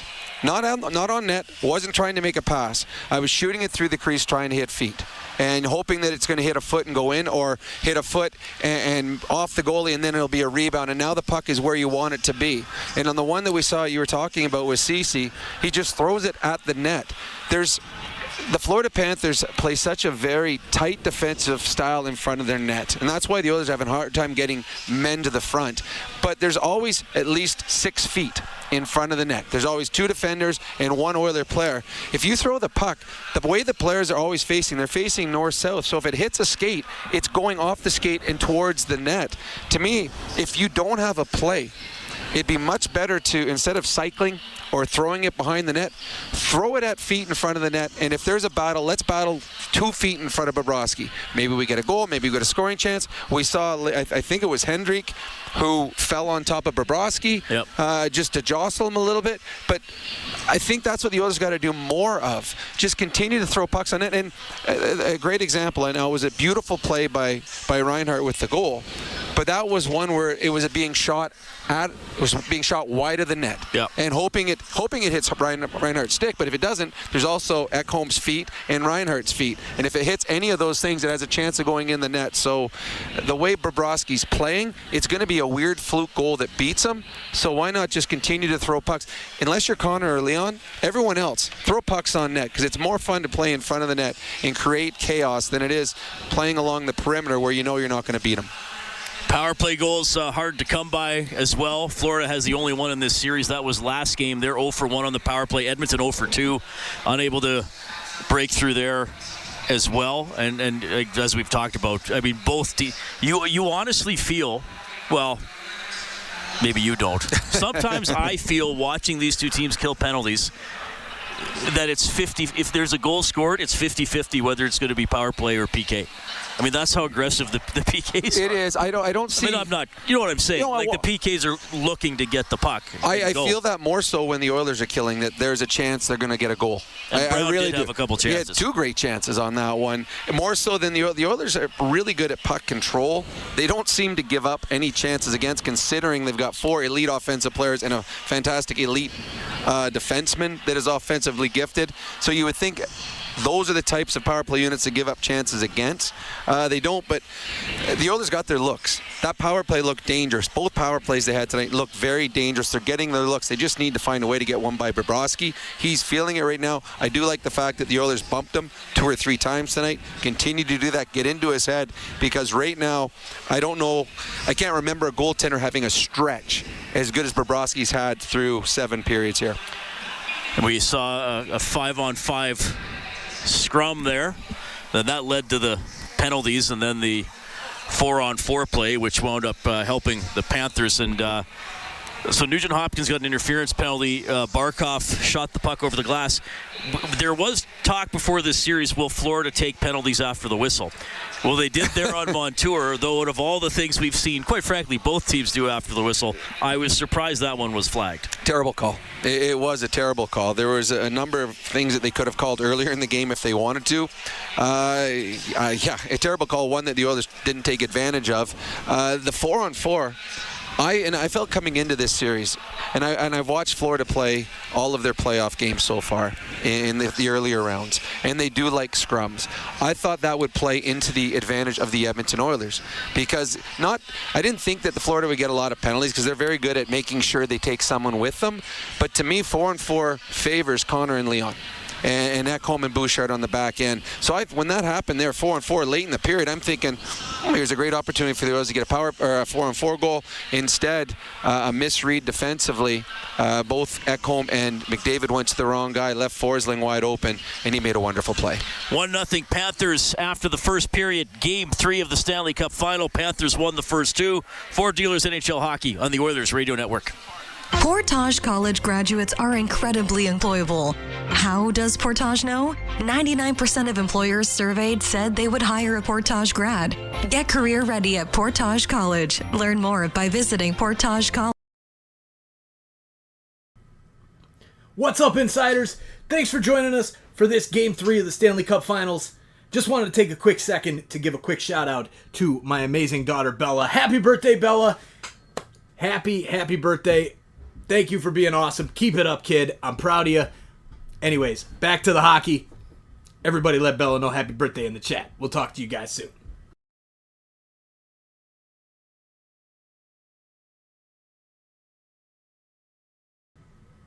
Hey, Insiders. TSI Mike here. Thank you for joining us again for game number 3 of the Stanley Cup Finals. The Edmonton Oilers hosting the Florida Panthers. The Stanley Cup Finals are back on Canadian soil once again. We have to make the most of it tonight. Oilers fans, get loud in the chat. Panthers fans, enjoy, but we're coming for you. Let's see if the Oilers can make this a series and get back on track here. Thank you all for being here. Make sure you guys hit that like button down below. It's going to bring more fans into the chat. Just check it, see if you've liked already. If you have, thank you very much. If you haven't, get on it. Same thing with that subscribe button. Look at that. We're sitting at 23,519 subscribers as we get into the game today. Let's see if we can hit 24,000 tonight. I think you guys have it in you. Smash that subscribe button. We'll see you guys in the chat, and let's have some fun. 7th month in a row, transit ridership is up in Edmonton. 5.3 million rides in the month of May. That's up 130% from 2021. ETS says the city's population boom, new buses, and the Valley Line LRT are all factors in that increase. Something new for cyclists in the downtown to check out this weekend, a bike valet service. The new secure lot is located on 100th Street at 102nd Avenue. It's first come, first served. It's open Saturdays from 11 a.m. to 11 p.m. and is staffed as well, thanks to Boyle Street's Higher Good program. Work is resumed today on Calgary's huge water main break. It stopped overnight when 2 workers were hurt at the site. Occupational Health and Safety gave the green light for crews to get back to work today. Calgarians have been conserving water for about a week, but consumption has increased in recent days.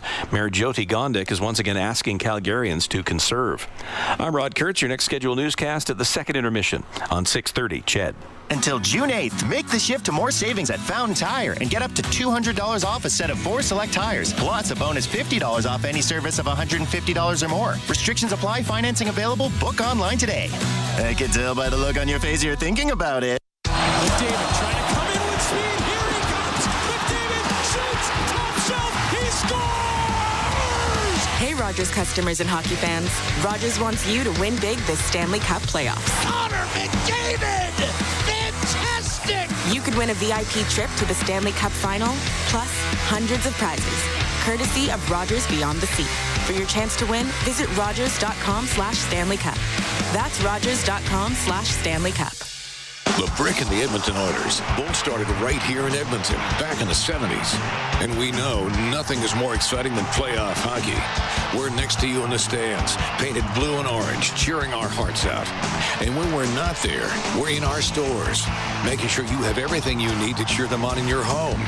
We're proud of this city and its rich sports history. The Brick, supporting the Edmonton Oilers and fans right from the beginning. Let's go, Oilers. Until June 8th, make the shift to more savings at Fountain Tire and get up to $200 off a set of 4 select tires, plus a bonus $50 off any service of $150 or more. Restrictions apply. Financing available. Book online today. I can tell by the look on your face you're thinking about it. At the intermission, brought to you by Hand of the Roll Flooring Centers. Let's get flooring. Okay, let's check the scoreboard presented by Pizza 73, official pizza of the Edmonton Oilers. The U.S. Open underway today at Pinehurst in North Carolina. Tied for first at 5 under are Patrick Cantlay and Rory McIlroy. Canadian Corey Connors is tied for 9th, 4 shots off the lead. CFL tonight, about 3 minutes into the third quarter. Ottawa leading Winnipeg 16-10. Elks host Montreal tomorrow at 7 at Commonwealth Stadium. Oilers down 1-0 to the Panthers after the first. They're coming out for the second. Jack and Bob have the call. Fort Dealers NHL Hockey on the Oilers Radio Network. At the Intermission has been brought to you by End of the Roll Flooring Centers. Let's get flooring. Even though your 20s are behind you, you still get to have firsts. Like the first time your knee hurts after a morning run. Or the first time you felt certain muscles after a workout. Whatever your pain, Advil Liquid Gels are here for these firsts. Advil Liquid Gels provide liquid fast relief for everyday aches and pains, so you can get back to your everyday active life where firsts still happen. When pain says you can't, Advil says you can. Proud partner of the Edmonton Oilers. Athletes know that to advance your career, you've got to be part of a winning team. So, what about you? Are you working for a winning team? Well, here's your chance to do just that. Brandt is a strong and stable industry leader with career opportunities across Canada. We have hundreds of positions available right now, from parts, sales, positioning technology, heavy-duty mechanics, and more. Be a part of a winning team. Earn your stripes by joining Brandt today. Find out more at BrandtJobs.com. Honey, I overloaded the washing machine and there's a mini waterfall pouring through the basement room. We'll fix it. Don't worry, babe. And I might have horribly shrunk your lucky jersey. Oh! Life happens. Access Insurance can help. The save of the game is brought to you by Access Insurance. When Albertans need it most, they know they can count on the Access Insurance team for a huge save. It's easy to switch and save. Check out their Google reviews. Visit AccessInsuranceGroup.com. All games, all season. You're listening to the Oilers Radio Network. 50-50 jackpot sitting at $4.8 million as we welcome him back inside our Legacy Heating and Cooling broadcast booth high atop Rogers Place. I'm Jack Michaels alongside Bob Stauffer. 1-0 Florida after the first period of Game 3 of this best-of-7 Stanley Cup Final with the Panthers leading 2 games to none. Oilers trying to make it 2 games to 1, but they're down a goal. Sam Reinhart, a tip-in with a minute to go in the first period. By the way, the early bird prizing, you got 10 minutes left to register for $5,000 at Safeway, and you're still in the running for a Ford Maverick for the next 40 minutes. That's the early bird prizing on the Oilers 50-50 playoff jackpot. Off the draw to start the second period, forcing up to Barkov. He'll send it in deep. Draisaitl, McDavid, Ekholm, and Bouchard on the ice for Edmonton, but of course those were the 4 players on the ice when Florida got their first goal. Sam Reinhart battles through a check, down low, Ekholm able to close out quickly, and here's McDavid starting up the right-hand side. He'll loft it behind the Florida defense. To this point in the series, McDavid, Draisaitl, and company have been held to 1 goal in 7 periods. Reinhart on a transition game and a wrist shot taken by Matthew Tkachuk fresh out of the box, and that was lifted over the net. Good deflection by Edmonton. We're back to 5-on-5. Remember, we started the period 4-on-4 hockey for 30 seconds. The Oilers down defending. Coming over the line is Sam Bennett, and we're going to have a hand pass whistled against Florida in the neutral zone with 19:02 to play in the second period. The Oilers having outshot the Panthers 13-10 in the first. But the reason I mentioned Draisaitl in particular, I mean, it's McDavid, Draisaitl, they kind of go hand in hand. But at least when Leon Draisaitl has not been on the score sheet, Edmonton's lost 13 playoff games in a row. So don't underestimate his importance and contribution when you're talking about the league's best player, Connor McDavid, absolutely. But Draisaitl's right there with him in terms of a proven playoff performer. Sam Bennett up the left-hand side. The Oilers try to dump it in and maintain the zone now as Zach Hyman attacks the net with a backhander. A save made. Sergei Bobrovsky, the rebound chipped up the right-hand side to Matthew Tkachuk. Not out just yet. So with a 4-on-4 situation to start the period, right now Nugent Hopkins centers Fogle and Hyman. The puck worked around to Carter Verhaeghe for Florida.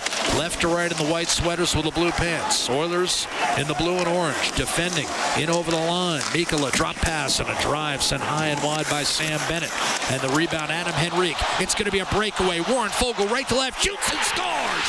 And this game is tied.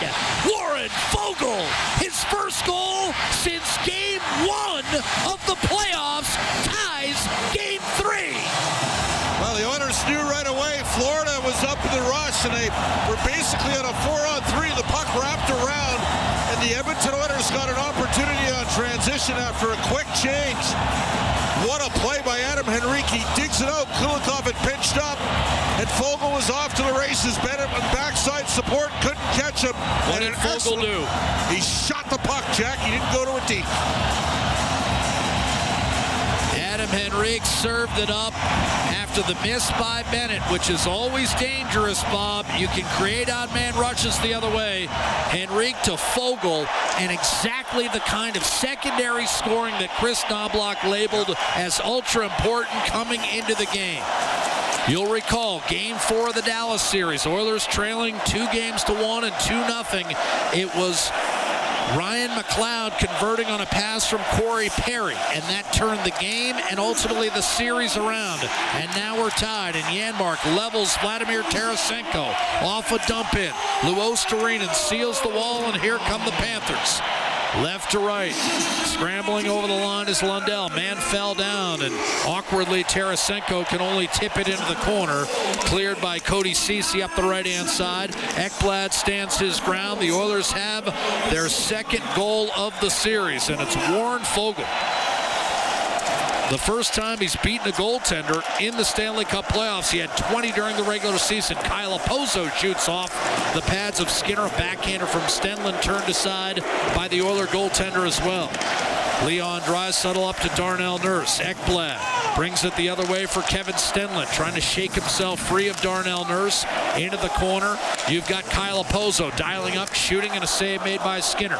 Rebound whacked off the boards. Corey Perry curled it off, and that came outside the line. Evan Rodriguez will be whistled for an offside by Matt McPherson, the linesman. 3 minutes, 11 seconds having elapsed in the second period, and that crowd simmering now after rising as one following Warren Foegele's second of the postseason. That's his 11th career Stanley Cup playoff goal. Well, the Oilers, the two clear-cut breakaways in game number 1, Henrique and Nugent Hopkins, and they both went to a deke on a goaltender that's got great lateral movement, takes away the lower half of the net.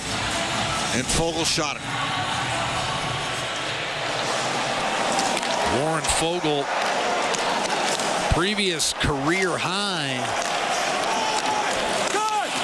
was still in the teens. I mean, he was a guy that had been sitting around 14, 15, 16, 17. Broke through for 20, and what a lift for Edmonton. Off the draw, you've got Montour, a shot, a block by Skinner, a rebound, and Rodriguez getting roughed up by Darnell Nurse down low. Corey Perry chiseled it free off the corner boards, and now Broberg will jump up the center. He's with Ryan McLeod, will send it down low and change. Panthers back in their own zone. 1-1 tie here. Barkov muffed one at center. Perry lays it off to Matthias Ekholm. 4 minutes gone by, second period. A reload for Edmonton. Bouchard to Ekholm, churning the legs over the Florida blue line. Ambles down low, kicked off the corner boards, and now Brandon Montour. He'll start it up the left-hand side. Sent in deep by Carter Verhaeghe. Matthew Tkachuk and Sam Bennett could not get there. It was cleared quickly up the left-hand side by Draisaitl, and Nugent Hopkins will send it in deep. After it, Verhaeghe. He'll throw it around the boards, and on it and clearing successfully was Bennett. Now Connor McDavid. He'll shovel it through everyone. Sergei Bobrovsky to Aaron Ekblad up the right-hand side. Hard hit on Verhaeghe by Ekholm, and Florida stymied. Cannot get it out of the zone. Zach Hyman back on the puck for the Edmonton Oilers. Pulls it free. Ekholm, weak shot. Dribbled on net. Bobrovsky had to make a trickier save than maybe it looked. McDavid against Ekblad in the corner. Trying to peel that free was Bennett. He did so. Kachuk knows Bouchard is coming, and he clears back to center ice. 5 minutes gone by in the second. And the crowd urging Edmonton on, with the Oilers getting the equalizer. Here's Hyman stepping in, but offside with 14:53 to play in the second. Foegele from Henrique at a minute 49. An early second period goal answering the late first period tally from Sam Reinhart.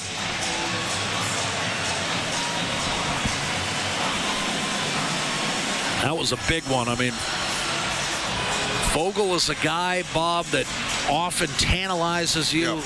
You think he's turned a corner for good, and he might go quiet for a few games. And 2017 came over from Kingston to Erie. He was the OHL playoff MVP as Erie won the OHL championship, ultimately losing to host Windsor. Well, he scored an overtime series clincher along the way in that playoff run. And that's the team that Chris Knobloch won with, not the McDavid team. Here's Brett Kulak. Fires up the right-hand side. Foegele falls down.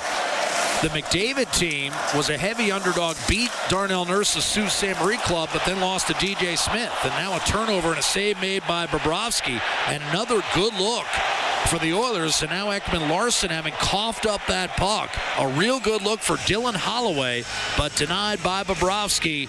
Squared up, and he's able to control the rebound with 5.5 gone by in the second period, and the game tied at 1. Right to the front of the net, though, every time with this line. This line is playing north-south hockey, and they're attacking the goal after the shots, trying to create some chaos.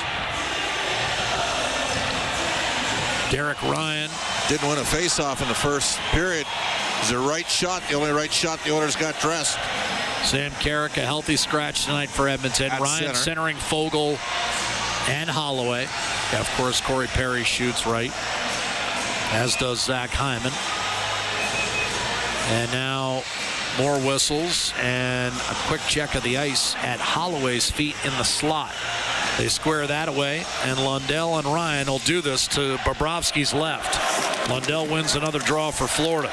Kulikov spills it back to center for Luo Starina, who's digging, working against Cody Ceci, who won that battle and allows Foegele to knock it back down low.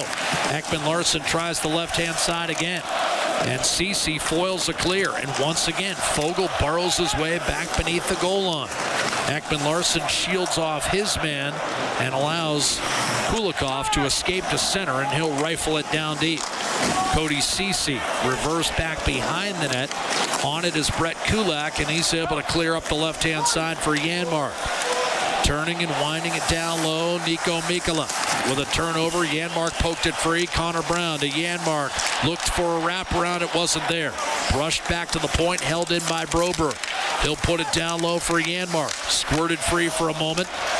Bobrovsky taking a look. Brown ducks inside against Montour. To the corner, and now out. Broberg takes a shot. Tipped, and that might have been heading toward the net. It got caught up in some traffic. Henrique and Mikkola. And Bob, did that puck have a chance to go in on the deflection? Because I thought it was slithering toward the right skate of Bobrovsky, and then it hit the bodies in front. That would have been interesting.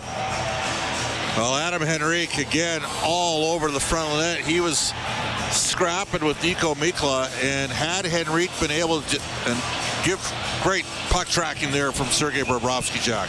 13:28 to go, second period. Time for a break. 1-1, game 3. Reinhart for Florida. Foegele for Edmonton. We're tied at Rogers Place with Ford Dealers NHL Hockey. The Oilers Radio Network. There's only one line of trucks that's outsold all others for 58 years. Only one with the available Power Boost hybrid engine on select models that delivers performance and efficiency. It's the truck that all others are measured by. You know the one. Tough this smart can only be called F-150. Right now, lease the 2024 F-150.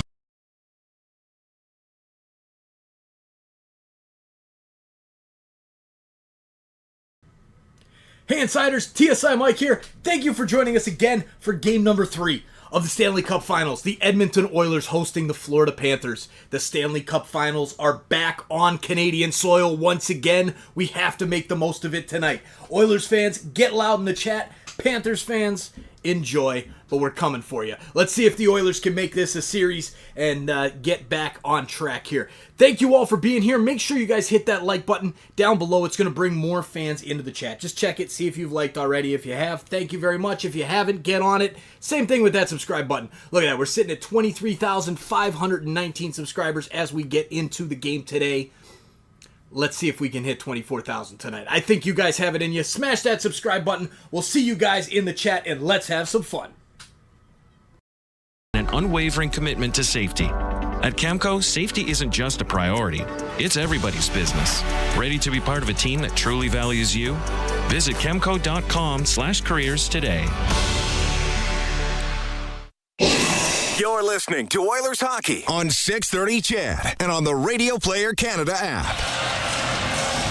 1-1 tie, second period, 13:28 to go.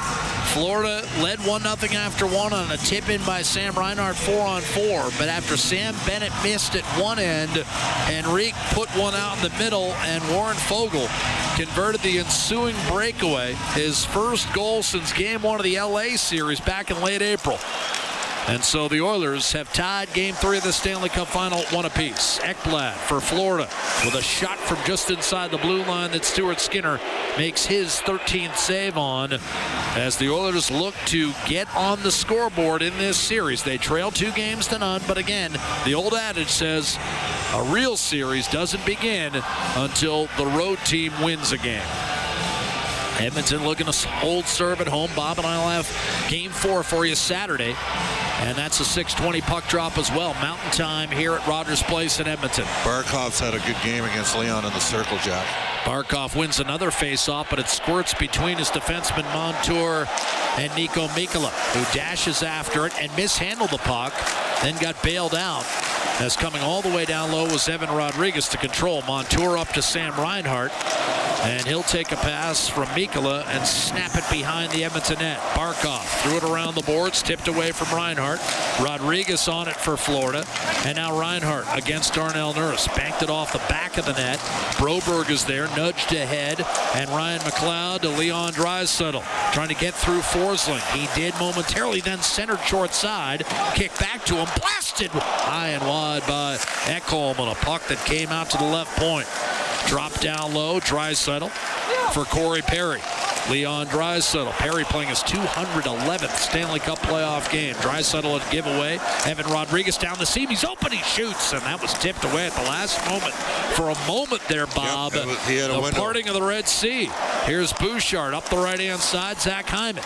Little change of pace on Forsling, and it works. Carries behind the net with some separation. Now centers. Open man Bouchard faked the slapper. Now let a wrist shot fly, and a glove save made by Sergei Bobrovsky with a dozen minutes remaining in this second period. The Oilers have outshot the Panthers tonight 18-14, and we are tied at 1. Game 3. Edmonton only once before in franchise history. And keep in mind, the Oilers were front runners and dominant in a lot of their Stanley Cup playoff runs, but they did rally from 2-0 against San Jose back in 2006. Jack, I was obviously around Edmonton, not on the broadcast, but I was hosting the drive show at that time. Nobody saw that happen. Turnover, Florida. McDavid point blank, and Nugent Hopkins had his shot ricocheted into the corner. A skate of Sam Bennett got it. And Verhaeghe plays it down low, looking for Matthew Tkachuk, who's been quiet in this series. Nugent Hopkins knifes it through the middle of the ice. Forsling takes over back in his own zone for Florida. Aaron Ekblad left to right for the Panthers, clad in white jerseys and blue pants. The flip behind Matthias Ekholm up the left-hand side. Snatched away by Bennett. Then he'll cough it up. Ekholm to Nugent Hopkins. A dart down the middle, and here's a chance to the net. A save, Bobrovsky rebound. Another save. First time, and then McDavid. And tossed back through the middle by Florida. That'll sail wide of the net and be whistled for an icing. But back-to-back chances, point blank. First time and on the forehand, and then McDavid's backhand denied by Bobrovsky, who has stopped 19 of 20 shots tonight. Oh, great headman pass from Bouchard right on the tape to Zach Hyman, and he drops his shoulder and gets a good shot on goal. High glove on Bobrovsky, and then McDavid tries to spear home the rebound. Kulikov got back to disrupt the shot from Hyman, but as Bob noted, he did well just to get a pretty clean one off. And 2 more difficult saves turned in by Sergei Bobrovsky. McDavid, time and time again, Bob, in this Game 3 has been foiled by the Vezina finalist, Sergei Bobrovsky. Off the face-off, dribbled on net. Bobrovsky will cover. McDavid with 4 shots on net as he looks for his first goal of the Stanley Cup Final. 32 points in the playoffs, leading his teammates Bouchard and Draisaitl by 4 apiece. Face-off to Bobrovsky's right. Draisaitl will take it against Lundell. The Let's Go Oilers chant continues to reverberate. Face-off win Lundell. Ducking behind the net, Oliver Ekman-Larsson. Headmans to Lundell. He was bottled up at the red line. Now Fogle. Backhand pass intended for Holloway. That's going to be picked off by Kulikov. Holloway took him off his feet and then grabbed a puck in the slot, threw it on net. A save made Bobrovsky. Rebound taken by Lundell. Brilliant individual effort by Dylan Holloway, and Lundell shoots it in. Here's a centering pass. One-timer score. Skinner got caught, and Tarasenko buried it. Bob, just what you were talking about in the first period. An innocuous-looking dump in. Skinner got caught lunging, and Luostarinen found Tarasenko for the goal that makes it 2-1. Yeah, we talked about the fact soft chips, soft dumps either put the Oilers under duress with their defense, or conversely, it's part of Stuart Skinner's game that is unequivocally going to evolve over time. But he's 4 years into his career and 2 years in as a starter. And they're just a bit of a miscommunication, and you hand a free goal away to Florida. Can't do that.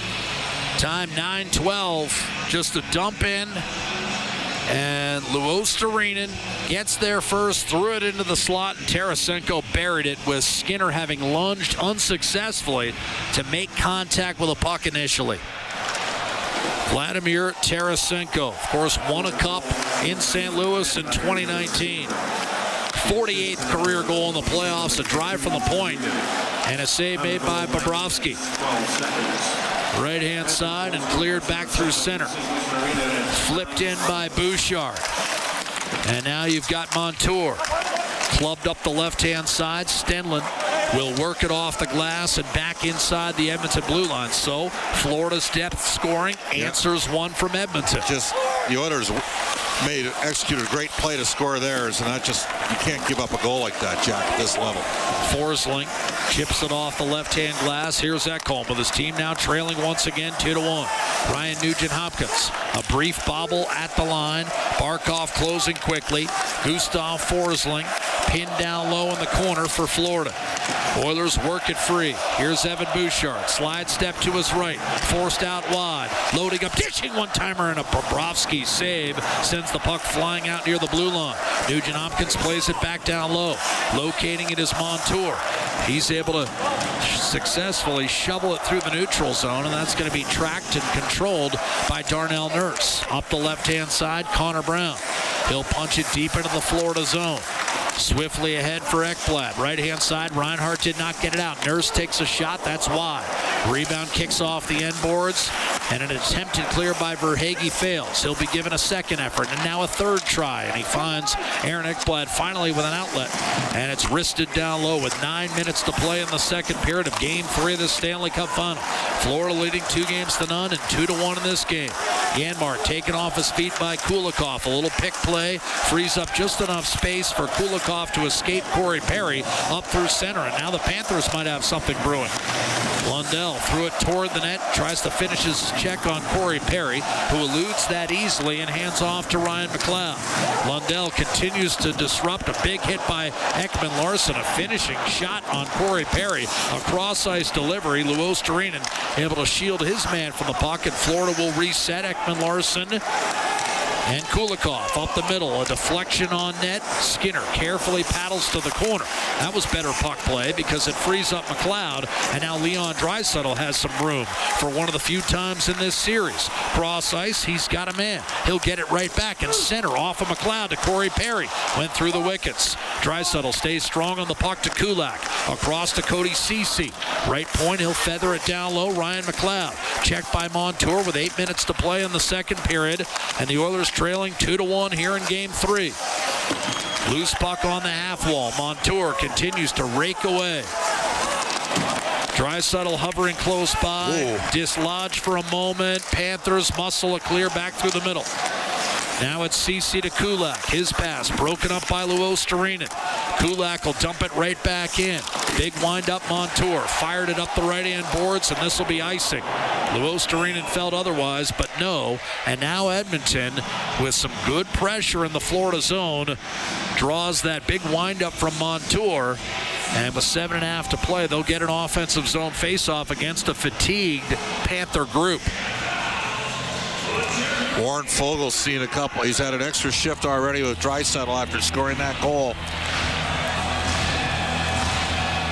Might want to, just because of the pace of the game, play McLeod and Fogel with Leon at some point here, Jack. McDavid between Nugent Hopkins and Hyman wins the face-off. Ekholm to Bouchard.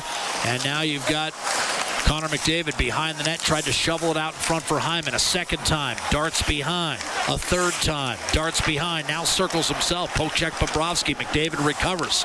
Puck deflected toward Ekholm. He's able to maintain. And now Hyman digs in hard against Kulikov. Puck rolls free. Montour given another opportunity to clear. This time it's chipped successfully back to center by Opozo. Long change for Florida. The Panthers will get it done. Opozo with some good work on McDavid. And now he'll stride off. Here's Bouchard. He missed McDavid. This won't be icing as Bobrovsky comes out to play it against Zach Hyman. Now Bouchard steps up with a shot that was blocked in front by Ekblad. And now Stenlund down the middle. It's going to be taken by Barkov to the net with a backhander, and he slid it wide. Bouchard prevented a complete breakaway, and then a centering pass for Barkov was broken up as well. Missed opportunity for Florida. Nugent Hopkins will jam it back in. We saw Barkov score a goal identical to that, Jack, a couple of years ago in here on his backhand a long stretch. Here's Rodriguez from center. He'll dump it in. Well, Florida's 4-0-3 in this building. So the Panthers have been comfortable here. Rodriguez to Tkachuk. A one-timer blasted wide by Ekman Larsson. A guy who scored 20 goals in this league on more than one occasion. Led Arizona in scoring twice. Here's Bennett forcing a turnover, getting it back, shooting and scoring. 3-1 Florida. Bennett from Tkachuk. And the Panthers seem to make the Oilers pay for every single mistake. Yep. And that time, Nurse and Broberg, and I think Darnell tried to poke it to Broberg up the short side, and a quick strip there by the Florida Panthers. Great play by Matthew Tkachuk, and Bennett with an elite level finish. What a playoff performer he is. Matthew Tkachuk's first point of the series. Sam Bennett extends his point streak to 6 games. Nurse had it, lost it. A drive-by by Bennett might have bothered him, and then Tkachuk fed Bennett all alone in front, and he roofed it over the right shoulder of Stuart Skinner. So the Panthers, after Edmonton had tied the game, bounced back with 2 goals in a span of 4:45, and now it's 3-1 Florida in Game 3. Shots are 22-17 Edmonton. But Bobrovsky once again seems to be locked in. And Skinner, to be fair, I mean, the one is kind of his own error. But that one, just a giveaway right in front, eerily similar to the one Bouchard delivered in Game 2. It's 2 goals in this game. They've given the puck away. Ekman Larsson following up a center ice face-off. Will drop it into the Oilers zone. Kulak to Ceci up the right-hand side. Lundell banks it off the boards. Panthers dig after it. Ceci right-hand side. Brown bowled over, then got it back. Comes in with a drop pass. Janmark had it deflect off his stick. Another loose stick is in the corner, and the Panthers try to wrestle it free. Ekman Larsson in the mix, along with Tarasenko. Up the left-hand side, Lundell finally forced it off the glass and back inside the Edmonton blue line. Kulak and Luostarinen, a pair of 27s, and it's Kulak winning the battle and gliding behind his own net as we come up on 5 minutes to play in the second period, and Edmonton trailing 3-1.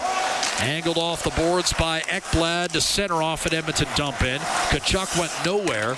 Went in to Ekholm and just disappeared inside the big man, and the Panthers were able to backhand it off an Oilers skate, and that tumbles out of play with 4 minutes and 50 seconds to go in the second period. And for the first time tonight, Florida has successfully quieted the crowd for now. Less than 5 to play in the second period of Game 3 of the Stanley Cup Final. The scoreboard reads Florida 3, Edmonton 1. This is 4 Oilers NHL Hockey, the Oilers Radio Network.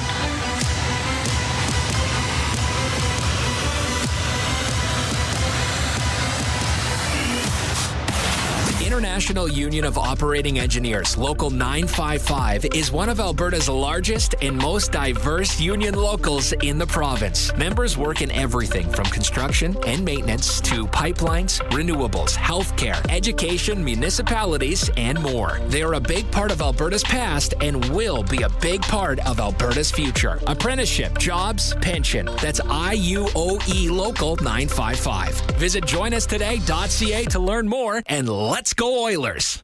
When you play the largest 50-50 in sports, everybody wins. Your support makes all of oil country a better place. A place of kindness, caring, and compassion. Uplifting those in need, changing lives forever. The largest 50-50 pot in professional sports is currently growing by the second. Get your tickets now at EdmontonOilers.com and help change lives today. Maybe even your own. AGLC license number 645766. When the Oilers are on the ice, the big hits are a part of the game. But they shouldn't be a part of your drive. If you've been injured in a car collision, let James H. Brown and Associates and their over 200 years of combined injury logs.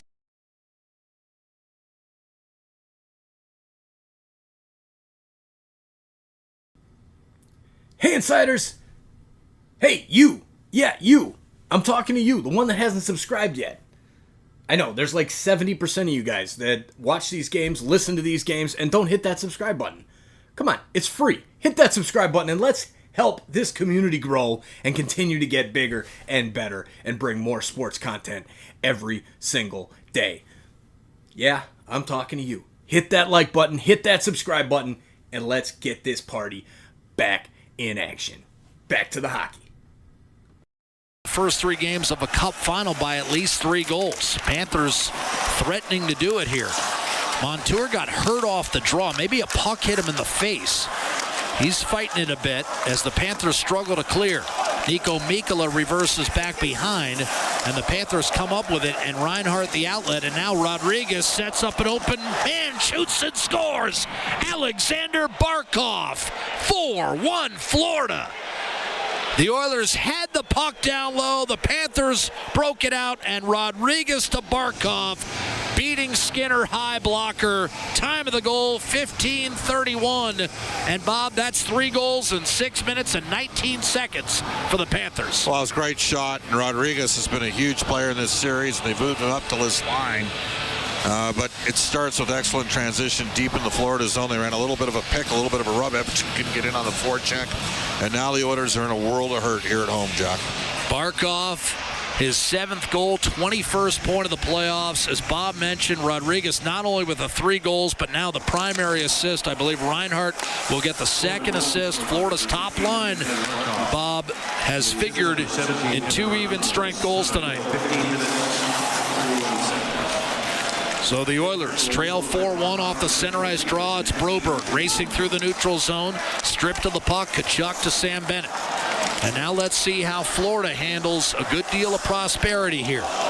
Can the Panthers lock down the Oilers for the next 24 minutes? Here's a shot coming in from the left-hand side off the rush by McDavid, and that one deflects up and out of play with 3:55 to go in the second. 4-1 Florida.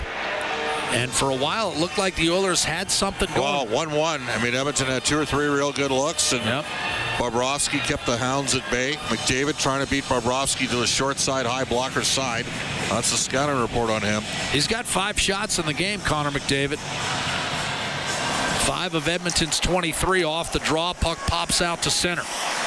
Kulak looking to resuscitate his team and the crowd a little bit.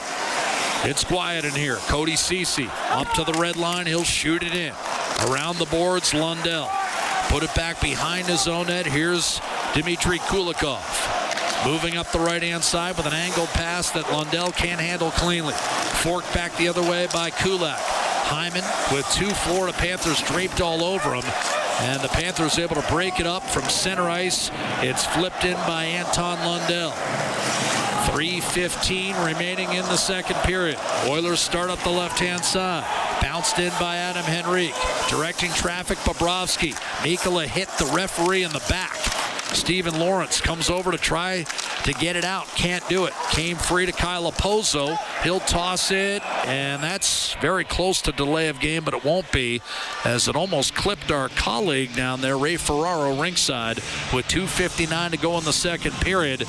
The errant toss from Opozo will bring the face-off back in the Florida zone when we come back to Rogers Place. Game 3 of the Stanley Cup Final. Florida with 3 unanswered goals in this second period after Edmonton had tied it early. And it's the Panthers 4 and the Oilers 1 with Ford Dealers NHL Hockey before Rogers Place. 18,347. The Oilers Radio Network. From the biggest stadiums to the coziest holes in the wall. From house parties to porch hangs to pride celebrations.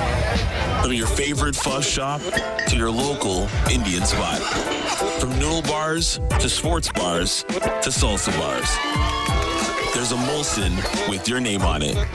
Canadian Ultra XL. Molson. Everyone in. Must be legal drinking age. Blue-collar work deserves big dollar perks. Get a heavy wallet with Heavy Metal Equipment and Rentals. Heavy Metal Equipment and Rentals is hiring heavy equipment technicians, maintenance supervisors, PM servicemen, maintenance coordinators, and pretty much every other position that makes Alberta go. We help move the earth that makes Alberta grow. So why not work for a company that makes your bank account grow too? Visit HeavyMetalEquipment.ca to find your new career. Heavy Metal Equipment and Rentals, helping you move the earth.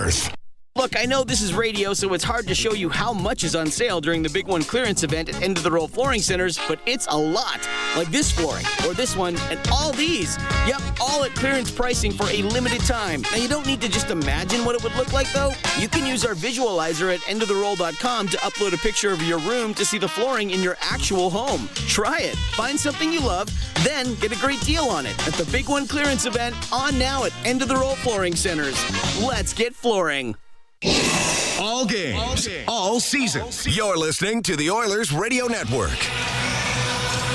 4-1 hockey game. The Florida Panthers in this second period have scored 3 goals on 8 shots. And off the draw, it's sent up ice by Evan Rodriguez, who just set up Sasha Barkov for the latter's 7th goal of this Stanley Cup playoffs. Here's Janmark in from the left-hand side. Ekblad, his stick shattered. Here's Bouchard to drive, redirected in front of Bobrovsky. Reaching, can't clear. Another clear hit, Barkov. Stays in the zone. Ekholm to Janmark. A drive, a save, Bobrovsky. The rebound, Barkov. He waits, he puts it up the boards, did not get it out. Bouchard down low. Edmonton trying to catch Florida here. Janmark on the left half boards. Sets sail for the Florida net. Poke check by Barkov, who failed to clear moments ago. Now Bouchard laid it down low for Henrique. Around the boards, Connor Brown to the point. Ekholm dangerously close to the blue line. Stays in. Brown to Bouchard. Point blank. Save Bobrovsky. Rebound. Another save Bobrovsky. And he's got it with 2 minutes to go in the second period.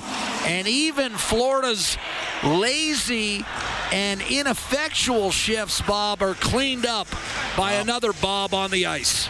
I mean, this guy's playing lights out, Jack. And Bouchard, I mean, that's a look that defensemen dream about. One-on-one with about 3 or 4 seconds to locate a shot. Jack, the Edmonton Oilers got 77 shots on goal in 8 periods in this series.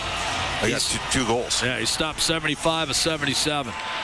Face-off win for Leon Draisaitl, and now Chris Knobloch has gone to Draisaitl, McDavid, Hyman. A shot from the point dropped by Bobrovsky, and he'll fall on it. So here's Chris Knobloch with 2 minutes to go in the period, sensing he needs his best 5 out there to try to get a goal back here, trailing by 3 with essentially 22 minutes left in regulation. Little pile up in front of the net, some digging, and as they uncork, I'll Give a shout out, if you don't mind, Bob. Today, my parents' 54th wedding anniversary. We've never talked about that, but of course, you and I have never done a game on June the 13th. It also happens to be a notable date in Oilers history. Do you have any idea what it might be? It involves a member of the Florida organization and someone you've referred to at various times. One each way here in a penalty call? Yes. Little dust up in front. It looks like Corey Perry for the Oilers will be joined by Sam Bennett. 1979 expansion draft. Yes. On this day, the Oilers selected. Sit down. Well, he selected Pat Hughes. Or no, yes. Think Florida organization. Florida organization. Distinct relative. Oh, Colin Campbell. Colin Campbell, 1979. Yeah, well, wasn't that memorable? I know, but I just thought. I think they made enjoyed me digging that up. Yeah, I thought you did your homework. That. You know, Colin Campbell. I think they made a bigger deal of that in the Boston-Florida series than this series. I don't think it's. No, I know, but we've obviously seen Colin throughout this series, and right behind us, Gregory Campbell. I mean, we should mention that in the Draisaitl sequence that happened in the last game, Jack. We were watching the linesmen having some orders and taking some time by the timekeeper's bench, and you wondered whether or not is there any conversation going on. Well, it's a rule that's changing, of course. Yes. It will be reviewable next year. Face-off coming left side of Bobrovsky. And they were right behind us in the broad. So 4-on-4 hockey. 4-on-4 But Florida again. scored the last time they had this situation. And we talked about how good they are. Look, this is looking like a wagon, this Florida team. That's the problem for Edmonton. I mean, they're getting shots. They got 27 in this game. Well, I was going to say, I mean, the biggest problem I see it is number 72. Now, the Panthers also have made the Oilers pay on seemingly every mistake they've made in the series. Do you remember when Pittsburgh lost in 4 straight to Boston and only scored 2 goals? 2013. Yeah. That was Tuukka Rask. And that was a quick exit for the Penguins. Of course, it was Thomas in 2011 when they won the Cup. One of 2 times in the last 15 years that a team has rallied from 2 games to none to win the Stanley Cup. A chip out off the draw to Barkov, tracked by Bouchard. Final 90 seconds of this second period. It's 4-on-4. Barkov soccers it back to Forsling, across to Aaron Ekblad. He'll send it off the plexi. That dribbles behind the net. Ekholm slugs it ahead for Draisaitl. He got finished by Forsling, and here's Sam Reinhart twisting off a check from Ekholm and then giving it right back to Leon Draisaitl, who ambles his way up to center. Crowd wanted a penalty. Draisaitl stumbled down, and here's Lundell centering. Open Reinhart, and that was a save for Skinner. Either that or Reinhart perhaps pushed that a bit over the glove and over the net. Minute 5 to go. Here's McDavid the other way. Soft chip to Draisaitl. Heading toward the net, defended by Mikkola. Leon Draisaitl looking for his first point of the series. Nurse back to Draisaitl. Shoots, and a save made by Bobrovsky. From the left circle, here's McDavid. From behind the net, he'll send it off the boards to Bouchard. Edmonton looking for a momentum swinging goal here late in the second period. And the Panthers a little sloppy coming out of their own zone, but Lundell was able to regroup and chip it softly behind the Edmonton defense. Nurse turns, but Bouchard is first on the puck with a half minute to go in the period. Oilers have outshot the Panthers 28-18, yet trail 4-1. Lead pass, here's Nurse. Turning and sending it back behind the net for Ryan Nugent-Hopkins. It's a penalty coming against the Florida Panthers. Hooking. 20 seconds to go in the second period. And Ekblad in a 4-on-4, Bob, he's the most heavy-footed of the 8 skaters on the ice. The other guy's been brilliant, Forsman. Yes. He's been fantastic. Third power play of the night for Edmonton. Florida's had just the one. And now with 20 seconds to go in the period, they boy, that wasn't much either. That's another tough call. That's 2 tough calls against we're the Edmonton broadcasters. Yeah. That's 2 tough calls against the Panthers. I agree, and especially considering Reinhart might have been slashed by Ekholm on that last scoring opportunity. You have to capitalize here if you're the Oilers. Jack, this is a 4-on-3. Here's one. Leon has to win the faceoff against Barkov. And then Bouchard's got to shoot if he gets a chance. Barkov out there with Forsling and Mikkola. Tie up off the draw. Battling through. Barkov is able to strike it up the right-hand side. 10 seconds to go in the period. Bouchard with one last rush in the period. McDavid. Drop pass. Draisaitl over to Bouchard in front. Backhander save. Bobrovsky on Hyman with 2.5 seconds remaining. And another good look for Edmonton in the slot. Turned aside by Sergei Bobrovsky, who has stopped 28 of 29 tonight. As again, Edmonton is a plus 11 on the shot clock, yet a minus 3 on the scoreboard. Now, you think back to that face-off play. Empty net here, Jack. Well, you think back to that face-off play where Edmonton tied it 2 years ago. Draisaitl won it. Bouchard shoots, and a save made by Bobrovsky. Exactly what happened 2 years ago, only this time Bobrovsky makes the save, his 29th of the night, and Florida will head to the locker room shorthanded for the first 100 seconds of the final period, but nevertheless armed with a 4-1 lead in the game and a 2-0 lead in the Stanley Cup Final. Can't give away goals, and the Oilers give away 2 of the goals in this game. And just an absolute backbreaker on the backside pressure. We talked about the fact that the Panthers were soft chipping and soft dumping pucks, and on the Oilers, you know, Mike Smith's an elite puck handler. I think Stuart Skinner, he's going to improve 2 different things over the course of time. I think he's going to improve on his glove hand, and I think he's going to improve on his puck handling. But that gave them a little bit of momentum, 2-1, and then Darnell Nurse playing with Philip Broberg. And unfortunately for Darnell, a tough play. Gives the puck over to the wrong guys. I mean, Tkachuk and Bennett. And I'm sure there's lots of Flames fans happy that you know, those guys come through for Florida. They're probably cheering for them. But bottom line here, 3-1 at that point, then a brilliantly executed transition the other way to create Barkov. And Jack, the Oilers are, I mean, they outshot Florida 17-8 in that period, and they got outscored 3-1. Now they got a power play to start. They got to score in the power play. I don't think there's any doubt who the front runner for the Conn Smythe is. His name is Sergei Bobrovsky. Yeah. You think so? Yeah, I mean, he's the difference. I don't, in a big way. I don't take issue with much of Edmonton's game, but I will say this: Florida has capitalized on seemingly every mistake Edmonton has made in this series. We got a goaltender playing at the absolute. This guy's won 2 Vezina trophies. Yes. An experienced guy. He's finalist this year. He's playing at the height of his powers. Yeah. And Stuart Skinner, I think he's going to be pretty good by the time he's 28, 29. He's got some things to work on. But he's at a sub-900 save percentage in the playoffs and well below that in this series again, and that's part of the challenge. They got a lot of work to do here in the third period. Starts with having a good power play and then trying to build some momentum off that. Fresh sheet of ice, by the way. My parents received the shout-out. They wanted me to extend a particular thanks to you as the son they wish they had had. No one has ever said that, John. Yeah, they didn't say that. I know they didn't. I just wanted to. You know, you're all warm and fuzzy here. We're gonna have. Anyways, bottom line here, the Oilers, if they want to make the crowd warm and fuzzy, they're gonna have to snipe some goals here in the third period against a guy who's locked in. And I agree with you. The power play just absolutely vital at the start of the third. By the way, our 50-50 jackpot has now crawled over $5 million. You still got time to get in on the early bird prizing. You got another. Well, no, you just missed it. Sorry, 5 minutes.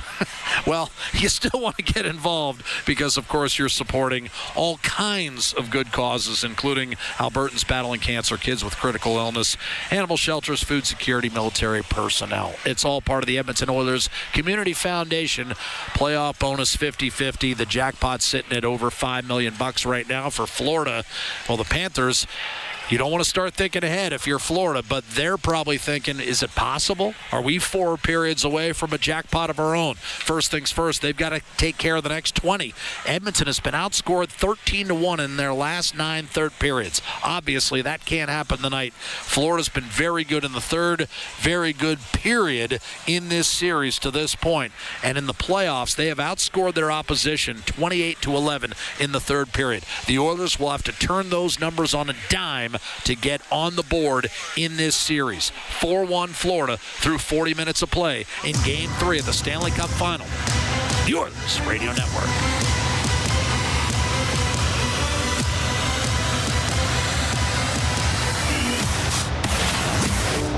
Parents, do you work in downtown Edmonton? Childcare is hard to find, but at Kepler Academy, inside Sun Life Place, we still have some space for children 12 months to 6 years old. Located at 101 23 Hull Street, Kepler Academy's Sun Life Place is an award-winning early learning and childcare provider, voted Edmonton's top choice for 4 years in a row. Visit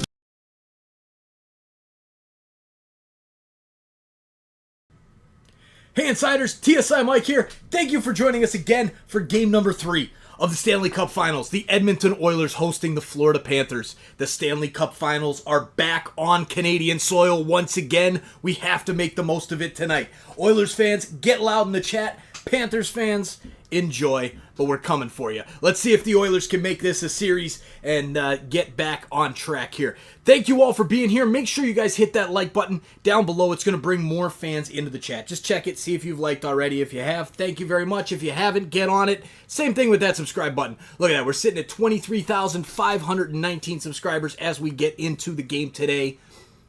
Let's see if we can hit 24,000 tonight. I think you guys have it in you. Smash that subscribe button. We'll see you guys in the chat, and let's have some fun.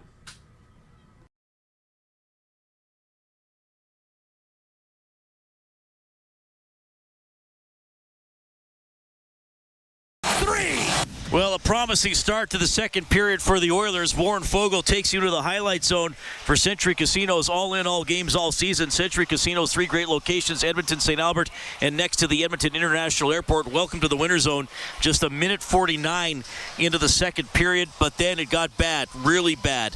The Panthers scoring thrice in 6 minutes and 19 seconds. They are in complete control of this game and this series, 20 minutes away from a 3-0 series lead as they lead Game 3 4-1. Along with Rob Brown, I'm Reed Wilkins at the Intermission for End of the Row Flooring Centers. Let's get flooring. They took a shot away for Edmonton. Kind of academic at this point. Shots are 29-18. Look, Florida they're obviously outstanding. They're doing a lot of things well. But you'd have to wonder what the score would be if the Panthers had even just above average or very good goaltending, because they are getting outstanding goaltending from Bobrovsky. Well, the Oilers are getting Bobrovsky'd. He's been so good. The Oilers don't have a power play goal in this series, yet some of the looks they've had are better than the looks they've had in the previous series. I mean, how many times have we seen Evan Bouchard get the puck where coming in from the top of the blue line, he's got all the room in the world, and he just picks his spot. Bobrovsky, when he saved that, he had to have been, 15 feet out of the net, and not made one, but made 2 saves and then dove and covered up. The Oilers have been the better team. The Florida Panthers have capitalized. They've taken advantage of the opportunities they've had. They've made some pretty plays. The play to Barkov on the 2-on-1, that was a play where Ekholm got caught cheating, or not cheating, but he got caught pinching. And Barkov makes a nice play. The Bennett goal, I mean, that is great hands. A giveaway by Nurse, but great hands by Bennett. So the Florida Panthers have ridden the great goaltending, then taken advantage of the mistakes. I remember years ago when I was young watching the Oilers win Stanley Cups. And I remember friends that cheered for opposition. Well, you guys are only winning because of fear. I'm like, well, he is part of the team. And Bobrovsky is a big part of this Florida Panthers team. The Oilers have been, the effort has been there tonight. The opportunities have been there tonight. They have not got the save that they have needed. Not saying Skinner's let in a bad one, though he did make a mistake behind the net.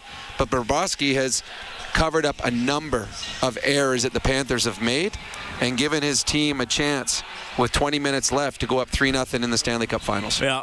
And but as you said, they cap. I mean, they're a great team. They got offense. Skinner missed the puck behind the net, didn't cleanly knock it down. Doesn't get back in the net in time. So we know he's not a great puck handler. There's an error there, and then it just seems something as well on that Nurse trying to get the puck. I don't know if Nurse didn't.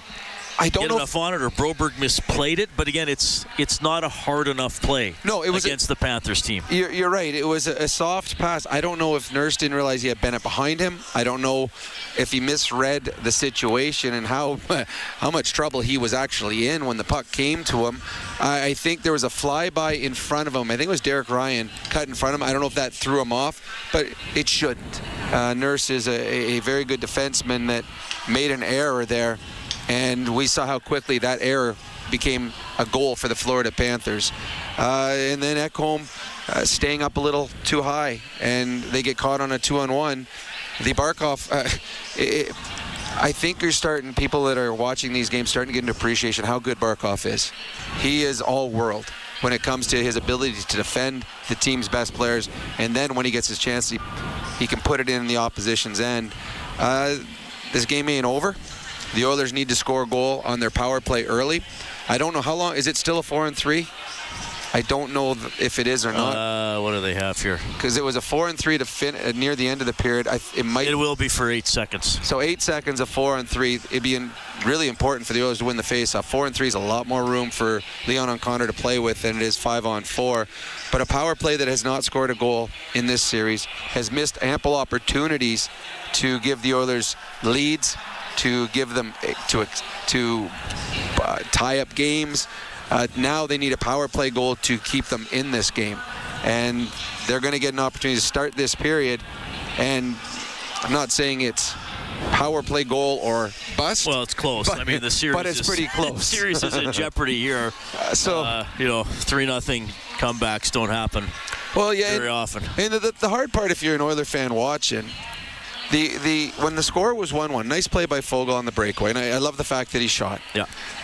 The Oilers, once it was 1-1, they probably had about 7-8 minutes of offensive time where they had chance after chance after chance, and Bobrovsky stood on his head over and over and over again, and all it was a soft dump in that Stuart Skinner fumbled. The puck probably bounced on him, and it's in the back of the net. The Florida Panthers hadn't had a chance at that moment, and then 5 minutes later, you're looking up, it's 4-1. How did it get to 4-1 when we were playing so well? But that's why the Florida Panthers are in the Stanley Cup. That's why they have won 2 games already. This is a great hockey club that takes advantage of the opportunities they're given. Reinhart in the first. Fogle, Tarasenko, Bennett, and Barkov in the second period. Shots read 29-18 for the Oilers. Panthers have a 4-1 advantage after 2 periods. We'll check the out-of-town scoreboard when we get back. Fort Dealers NHL Hockey on the Oilers Radio Network.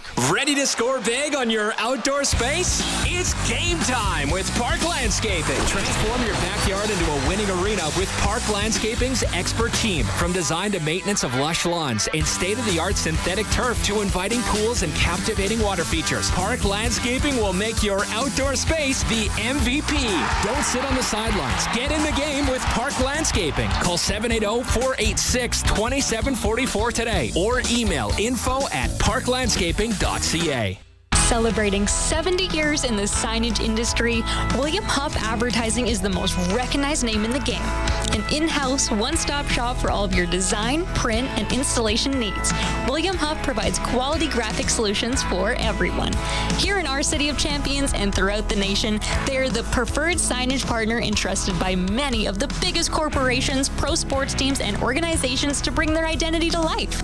Recognize the name, get in the game. WilliamHuff.com. Honey, I overloaded the washing machine and there's a mini waterfall pouring through the basement roof. We'll fix it. Don't worry, babe. And I might have horribly shrunk your lucky jersey. Ouch! Life happens. Access Insurance can help. The save of the game is brought to you by Access Insurance. When Albertans need it most, they know they can count on the Access Insurance team for a huge save. It's easy to switch and save. Check out their Google reviews. Visit accessinsurancegroup.com. This is Global News at the second intermission. I'm Rod Kurtz. Police Chief Dale McPhee says he's getting tired of all the talk about City Council's request for an audit from EPS. The police service declined that request, and members of the Police Commission were supposed to meet with Council this week, but declined that as well. McPhee says EPS already has independent audits done on a regular basis, with the information sent directly to all 13 City Council members. Premier Danielle Smith says debt repayment is the reason Alberta's credit rating's been upgraded. The Fitch credit rating agency has boosted it from AA- to AA. Smith says the $100 billion in debt that was racked up during some rough years is now down to about $76 billion. A defense lawyer has asked an undercover officer who infiltrated the Coots border blockade whether she misinterpreted what was really going on. The officer told court that one of the two men accused of conspiring to murder police in 2022 talked about slitting the throats of police and called the Prime Minister a devil. But when the lawyer suggested the officer misinterpreted what was happening, the officer responded, no. I'm Rod Kurtz, your next scheduled newscast after the game on 6:30 CHED. Pizza 73, the official pizza of your Edmonton Oilers. Loyal to the oil, in Edmonton we trust. Rising to the top like a pizza crust. Down to the crunch, got the flavors to play. The city of champs, going all the way. Let's go Oilers, E-Town unite. Ice District to Jasper, downtown to White. Wearing orange and blue, game on the stream. Make the right call, Pizza 73. Let's go Oilers! 737373, Pizza 73. Proudly headquartered in Edmonton, Capital Power is powering change by changing power. Be part of the energy and join Capital Power in cheering on our Edmonton Oilers. From Ice District and across oil.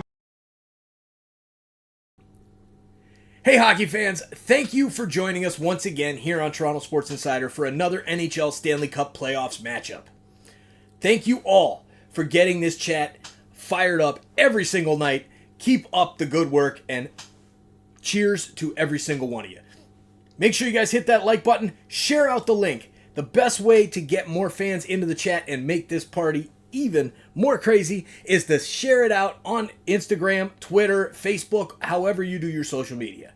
Much appreciated. Thank you all for being here once again. If you're new, hit that subscribe button and become an insider. And let's get back to the hockey.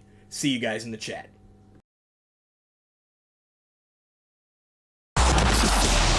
The Intermission, brought to you by Hand of the Row Flooring Centers. Let's get flooring. Okay, let's check the scoreboard presented by Pizza 73, official pizza of your Edmonton Oilers. CFL tonight, Ottawa leading Winnipeg 23-17. About 2 minutes left in the fourth quarter. Winnipeg does have the ball just on Ottawa's side of midfield. First round of the U.S. Open, Rory McIlroy and Patrick Cantlay tied for the lead. They both shot 5 under 65. Top Canadian is Corey Connors. He shot a 1 under 69, so he is tied for 9th place as the Oilers come out for the third period. And they got a rally here, down 4-1 to the Panthers in Game 3 of the Stanley Cup Final. Jack and Bob next. Ford Dealers NHL Hockey on the Oilers Radio Network. At the Intermission has been brought to you by End of the Roll Flooring Centers. Let's get flooring. Live sky high with remarkable units for rent and for sale at Sky Signature Suites. Currently offering amazing incentives on 1- and 2-bedroom rentals, featuring designer finishes, resort-like amenities, and breathtaking views. All of this and more within the heart of Ice District, Edmonton's best address for shopping, dining, entertainment, and fun. Visit SkySignatureSuites.com and make your home high above the ordinary. Discover the epitome of elegance at Alberta Diamond Exchange, dedicated to crafting unforgettable moments with exquisite jewelry collections for over 2 decades. From stunning engagement rings to timeless wedding bands and anniversary treasures, the Alberta Diamond Exchange commitment extends far beyond I do. Your journey with Alberta Diamond Exchange is not just about jewelry, it's about an unparalleled experience. Check out the Aspen Glen Landing Boutique in Southwest Calgary, and for more information, head to avdiamond.ca today. Straining to find the right home? You're going to love this. For a limited time, get back in the game with a free Oiler Fan Cave basement by Coventry Homes. This playoff package includes a free basement, plus an exclusive Oiler Fan Cave, complete with their signature customizable designs and top shelf finishes at no additional cost. Because flexibility is within reach. Coventry Homes, the official builder of the Edmonton Oilers. You're listening to Oilers Hockey on 630 CHED and on the Radio Player Canada app. In a season where Edmonton has seemingly behind the proverbial 8 ball for much of the year, rallying, of course, with a dramatic second-half push to easily make the playoffs and challenge for a division title, rallying with 2 elimination game victories against Vancouver, rallying against the Dallas Stars. This seems like the biggest period of the season for the Edmonton Oilers, trailing 4-1 in Game 3 of the Stanley Cup Final, already having lost the first 2. Puck drop, and Draisaitl pulls it back to Bouchard. Edmonton, remember, on the power play for the first minute 40 to start the third period, trailing 4-1. Here's McDavid in over the line. Coming on, Leon Draisaitl. Corey Perry moving to the front of the net. That's interesting, Bob. Yep. Here's the centering pass deflected out to center. Perry will now come off, be replaced by Zach Hyman. Driving in right-hand side. No, I got it. I just thought he might skate straight for the boards, but Florida fires it back in, and Edmonton's power play time down to a minute 5. Here's Bouchard. Dropping it off for Leon Draisaitl. Left-hand side, deflected off McDavid's stick. Florida went right at McDavid. Big wind-up by Kulikov. Hard rim. Got through Hyman, but not Draisaitl. And the Oilers go to work on the Atco power play, which is 0 for 9 in this series. But the Panthers able to hack it back through the neutral zone. Bouchard to Draisaitl. In over the line. Leon Draisaitl fires a sharp pass off the tip of Nugent Hopkins' stick, and it's going to be cleared by Kulikov, and the Panthers are 25 seconds away from recording their 42nd kill in their last 44 opportunities, covering a 16-game stretch. Bob, they've been almost as good as the Oilers. Yep. Here's a drop-off for Perry. Right-hand side. McLeod can't hit the line. 10 seconds left on the man advantage. Florida on the counterattack. Reinhart with a shot that was swallowed up by Kulak. The puck flicked up to Ryan McLeod. Now Cody Ceci onto the ice. Ekblad steps out, having served his hooking minor.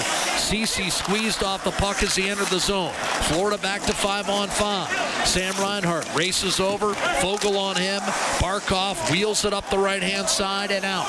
Ceci collects with 2 minutes gone by in this third period. The score 4-1 Florida in Game 3. The Panthers having won games 1 and 2 by scores of 3-0 and 4-1. Here's Warren Fogle driving in left-hand side. Checked by Montour. Sam Bennett will turn and give it up for Carter Verhaeghe. And it's a counterattack for Florida. Verhaeghe pulls up, waits, dishes down low to Matthew Tkachuk. Back to Verhaeghe. And that was dislodged from Verhaeghe by Warren Fogle. Played up the right-hand side by Connor Brown. And quickly moved up the left-hand side and back down low in the corner. Under control, Connor Brown from the goal line. Beautiful pass. Nurse shoots! And that was blocked. Never reached Sergei Bobrovsky. A lot of traffic in front, but he couldn't thread it through. And now Florida the other way. Verhaeghe makes certain it gets deep into the zone. Tkachuk finishes his check, and it's Connor Brown tipping it up to Darnell Nurse. In over the line. Nurse will shoot it in. The Florida Panthers, President's Trophy winners 2 years ago. Stanley Cup finalists last year. And now in the Stanley Cup Final and poised to take a commanding 3-0 lead. Only one team has ever rallied from a 3-0 deficit in the Stanley Cup Final. Was the 1942 Toronto Maple Leafs, who trailed Detroit 3-0. Here's McLeod, a centering pass off a skate, and Bobrovsky will fall on it. We've played 3.5 minutes, and Bob Edmonton's 20 minutes to live is down to 16:37. The Oilers get one shot. They've outshot the Panthers 30-18. They've done a lot of things right, but they're 0 for 10 on the power play, and Florida seemingly has made Edmonton pay dearly for every mistake. And there's no question, if you take a look at the A-grade scoring opportunities in this game, it's probably around 8-4 for Edmonton, and they got 4 goals. And Jack, you talk about how good the Florida penalty killing's been. Who needs to be your best penalty killer? The goaltender. Usually the goaltender. Edmonton's penalty killing has given up so few A-grade looks, but Bobrovsky's just been stellar. Off the draw, blasted wide by Matthias Ekholm. And that's going to be picked up and shot in deep, but ultimately went off the glass and out of play as Sam Reinhart put it out of play inadvertently. In case you're wondering, the Panthers are 67-0-4 in their last 71 games when leading after 2 periods. The last time they blew a 3-goal lead in the third period was actually November of 22, so November of last season, as St. Louis rallied and came back to win 5-4 in overtime. So the Oilers looking for similar heroics. So believe it or not, this current juggernaut has coughed up a 3-goal third period lead relatively recently. Hyman ahead to Fogle. Sends it ahead. Darnell Nurse activating. Chipping it down low. Nugent Hopkins trying to crowd, but the Panthers will break out. Clear by Reinhart. Gathering. Fogle. Philip Broberg now. Up the gut. Fogle pulled himself offside. 15:54 to play in the third. Well, now they're shrink wrapping again out there. Well, Bob, you made a very astute point at the end of game 1. You said, you know what, Edmonton outplayed Florida tonight, but from about the 28-minute mark on, the Panthers started to find their game, and it really hasn't left them. You thought that we might see Corey Perry get a look at some point. McDavid and Draisaitl with Perry out here. Yeah, this is the all-MVP line. And we've got an icing call whistled against Florida, so they're going to get a look at an offensive zone draw here. Problem is, Edmonton's not winning face-offs, and Florida's a team that can knock you on your ass and off the puck when they do lose a little bit of possession with the puck. Florida 57% through 2 periods. Barkov is 9-4. It's Bennett out there right now, a sub-50% guy. What a player he is in the playoffs. Perry in the slot against Tkachuk. McDavid to Draisaitl's left. Ekholm and Bouchard out defensively. I mean, Chris Knobloch is emptying the holster here, Bob. We're going to look at a lot of different combinations. Draw one by Draisaitl. Perry feeds the point. Now McDavid goes to work against Forsling. Short side to Ekholm, top of the right circle. Gets it back from Bouchard. Puck in his feet. Bouchard, snapshot, blocked in front. Panthers with a chance to clear, and they do. Chipping it back to the red line. Bennett and Verhaeghe smartly get it in deep, and that actually rolls over the short glass and tumbles into about the 4th row with 15:25 to go in this third period, and the Panthers still in command at 4-1, looking to take a 3-0 lead and have an opportunity to close out Edmonton Saturday night when Bob and I bring you Game 4 of the Stanley Cup Final. We'll have it for you at 6:20 Mountain Time. Well, this has been a textbook road performance from Florida, who are a great road team, and they're a great road team because they got excellent goaltending, and they can defend, and they play with structure and process. And the Oilers have got, I think Edmonton's been gifted 2 power plays in this game, Jack. They got pretty good looks on their first 2. They got nothing going in their third one. Lundell, a clear up the left-hand side to Vladimir Tarasenko, cuts to the middle and then relieved of the puck. 6-time 30-goal scorer on your third line, and he has the go-ahead goal in this game. Weaving his way through the middle of the ice was Janmark, shot in by Ceci. Kulikov up the right-hand boards, Lundell, and Florida breaks out with ease. Ekman Larson will shoot it in, and once again the Panthers will change and roll over the lines. 5 minutes gone by in this third period. Still a lot of time left, but a 4-1 deficit. And now an Edmonton turnover. Kyle Opozo going to work. Cuts back in front. Shoots off the mask of Skinner. And the rebound covered by the Edmonton goaltender. Stuart Skinner will work on that mask a little bit. He makes his 15th save on 19 Florida shots tonight. 14:37 left in regulation.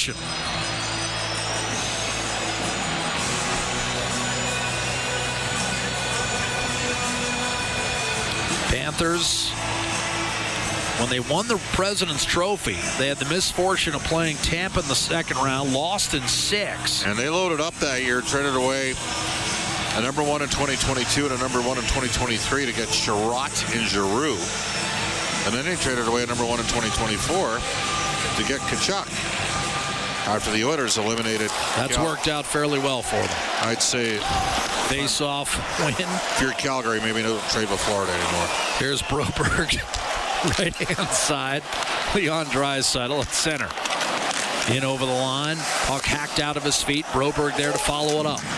Still a lot of time here. Perry out there with McDavid and Draisaitl. Perry Has it stripped.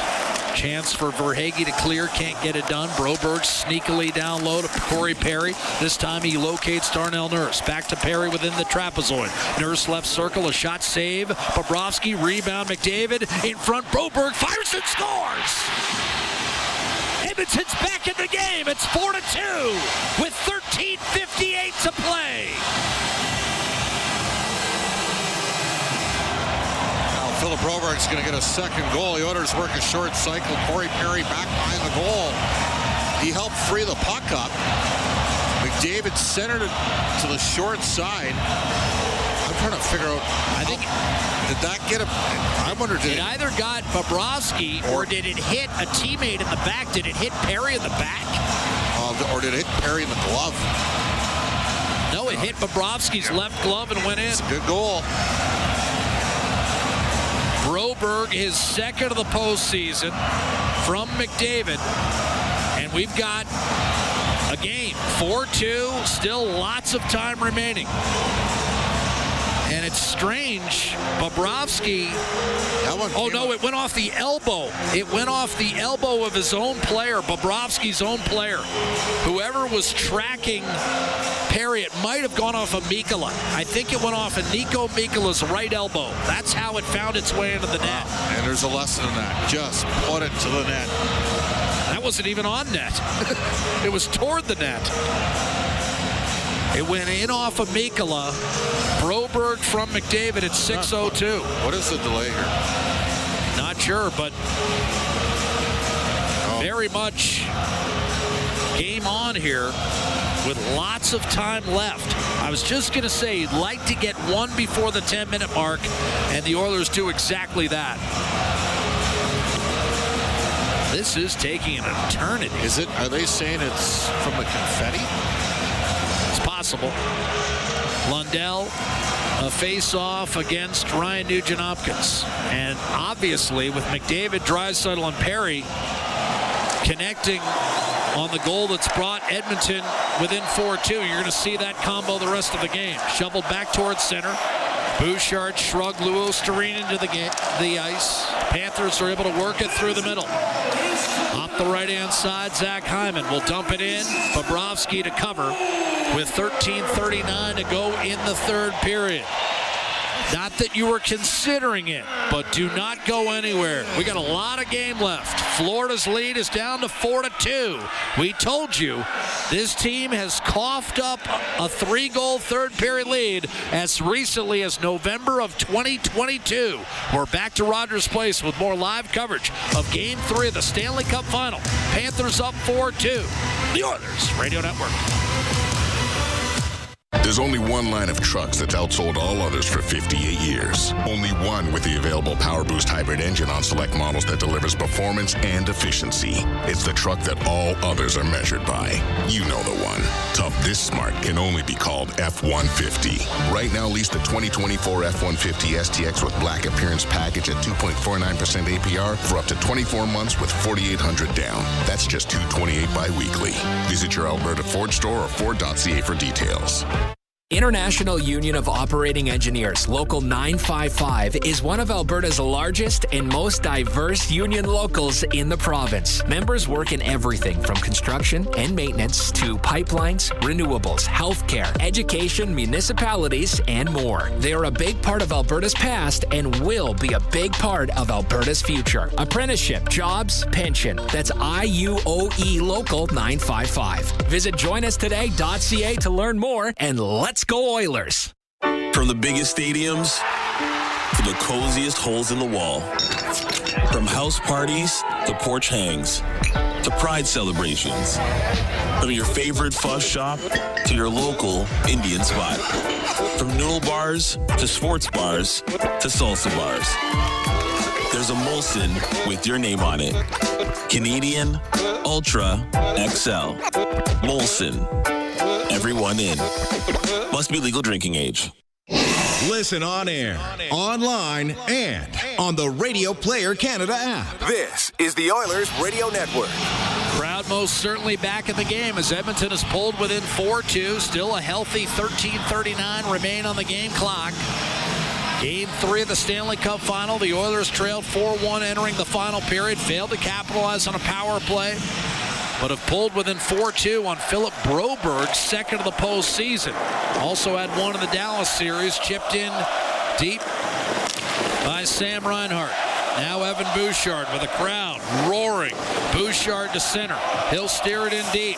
Panthers can't get it, and Bobrovsky has to fall on it. And Edmonton now funneling that emotion from the crowd, using it to its advantage, trying to get the Panthers further on their heels. They've outshot them 32-19.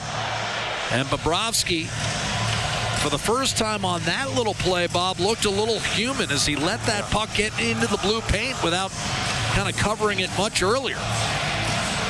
Nugent-Hopkins between Foegele and Hyman. Edmonton has switched up its top six. You'll see Perry with McDavid and Draisaitl. Off the draw, dropped off to Montour. Battles through a check from Nugent-Hopkins. Barkov nudges it back inside the Edmonton blue line. Here's Warren Foegele dropping for Evan Bouchard. Crowd in an absolute uproar. They've been waiting 18 years for this. Bouchard, are they going to give him center? No. Well, you know what, Bob? I didn't like that play from Evan Bouchard. Take another half stride. He's had a tough game. He's had a tough couple games, Jack. He's logged a lot of minutes. Yeah, that's a good call. I mean, he was not that close. Sometimes you get the call. Bottom line is, on the first goal, I mean, Barkov did a great job in terms of protecting the puck, after Bouch had a bobble. I mean, the Oilers had 3 misplays that led to their first 3 goals against, John. Sam Bennett off the draw, and as you said, you can't give anyone anything in this round. Not in this round. Here's Foegele. Punched away. Aaron Ekblad defending Foegele, and the puck deflects out of play into the protective mesh in the corner, and a faceoff will be to Bobrovsky's left. 12:52 in the game. Florida playing for just the second time outside the Eastern time zone since late January. Paul Maurice kind of shrugged that off, saying, it's a one-off. I mean, it's no big deal. Florida waited around. There was stormy weather. They did not come up on Tuesday as Edmonton did after Game 2. Didn't really get into their hotel rooms until close to 9 o'clock local time last night, and the players were pretty matter-of-fact about it. Ekblad in particular said, what are we talking about here? Up the left-hand side, that's going to be an icing call off the draw with McDavid, Draisaitl, and Perry on the ice. And once again, that top line of Edmonton will get another look here. They're not winning draws, Josh. Now we think Leon Draisaitl is playing compromise really since game number 1 of the Vancouver series. But the Panthers have shrunken a little bit, Bob. They're not doing anything. And, taking icing calls, I mean, this is something Edmonton can seize on here. Bennett wins another draw. To your point, you'd love to mix in a face-off win. Panthers working around the left-hand boards for Hagee, stymied at center. McDavid with a giveaway at the red line, shot in by Matthew Tkachuk. Verhaeghe first on the puck, carries behind the net, now looks for a teammate. Flashes it back behind, Nurse able to cut it off. Verhaeghe sets it level for Aaron Ekblad, fed along to Sam Bennett in the left-hand corner. Bennett, a terrific playoff player. Gives it up for Matthew Tkachuk. His shot on net, saves Skinner, rebound spilled into the slot, taken by Philip Broberg, who just scored moments ago to pull Edmonton within 4-2. Misplay by Forsling and Corey Perry. Now to Leon Draisaitl on the right half boards. Florida trying to double team, and instead Forsling lets it go through to Ekblad. It's snapped ahead, and the Panthers will break out. Tkachuk swung it off the boards. It will die and not be whistled for icing. Draisaitl able to gather, and here's Cody Ceci. He'll shoot it in from center. Partially deflected, Adam Henrique takes Montour against the boards. Up the right-hand side. Lundell did not get a clear. Heading for the net through Tarasenko, but now Lou Starinen, the third layer of defense, second effort, musters a clear to center. Lundell gets it back from Tarasenko, then gives it to Tarasenko, who fires it wide. Boy, he could still shoot the puck. All day. Montour racing after it, came out the far side, and Henrique's able to bottle him up a good little bit. His former teammate in Anaheim. Here's Ceci getting inside and forcing it toward the net. 11-11, Make-A-Wish, third period. And Sergei Bobrovsky forced to freeze it with Florida leading by a count of 4-2 in this Game 3 of the best-of-7 Stanley Cup Final. Well, think about this, Jack. The Oilers got 2 shots on goal in the first, I guess technically 3. They stripped Edmonton of 1 late in the second, but they played 8.5 minutes here, and Edmonton's only been able to get the pill on goal 3 times, and really they were missing the net on the 1 shot. Rare shift here for Derek Ryan. He's got 2 fast guys with him, Holloway and McLeod. They can jet. And he wins the faceoff. Broberg with the shot. And that drifts wide. Rebound taken by Barkov and spun back inside the Edmonton blue line. Derek Ryan with a faceoff win there, Bob. And you're right. I mean, Oilers, especially in the O zone, haven't won enough of those either. Oilers flash their way through the neutral zone. Here's McLeod. Back to the point. Broberg fires again off Bobrovsky. And the rebound taken and cleared by Ekman-Larsson. And that dribbles through Broberg. Are they going to call that icing? No. Barkov gets back down low. Continues to work over Broberg. Ryan up the right-hand side for Ryan McLeod. Puck dies at the Florida blue line. And Opozo will lay it off for Gustav Forsling.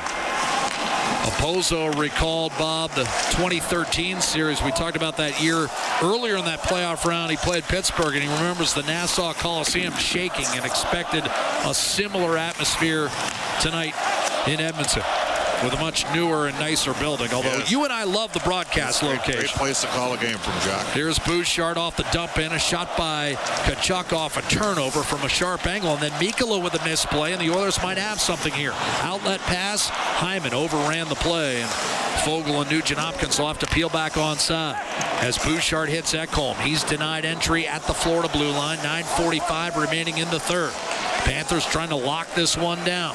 They've got a 4-2 lead. Edmonton has 1 goal here in the third period. Remember, coming in the last 9 games, the Oilers have been outscored 13-1 in the third period. So they're off the schneid here in the final frame, but they need 2 more. Draisaitl, cross ice, coming over the line. Perry poked it back, and then Bouchard got it to McDavid. He's loose, driving the net, and a backhander flipped wide. Mikkola got back in McDavid's path.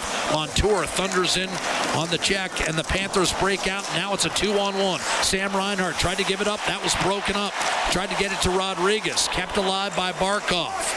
And now Bouchard rolls back to Kulak, and there's a subtle play by Barkov. Yep. Could have been a 3-on-1 going the other way. Barkov able to break it up, and now Forsling steps up, interferes with a pass, and keeps it in the Edmonton zone. Luostarinen in front, quick shot. Tarasenko had it blocked by Kulak. A key shot block. Obviously, you cannot give up a 5th goal if you're Edmonton. Lundell a steal. Moves it, quickly a shot deflected up on the plexi.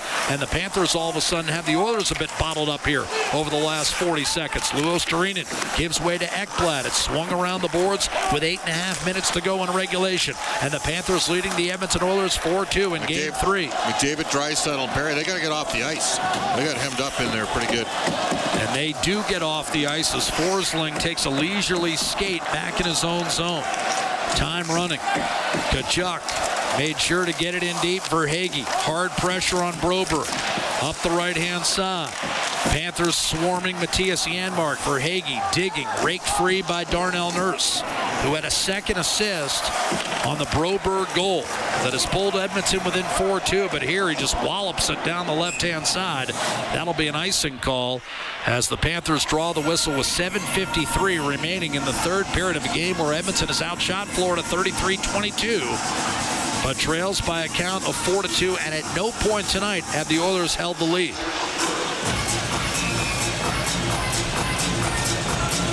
Three goals in a span of 6 minutes and 19 seconds in the second period for Florida. And will it prove decisive? Off the draw, Connor Brown. Soft chip into the Florida zone. Carefully recovered by Ekman-Larsson. He'll lay it off the left-hand glass. You've got former All-Stars like Ekman-Larsson and Tarasenko in supportive roles. A deflection by Stephen Lawrence. Glanced off the side of the Edmonton net.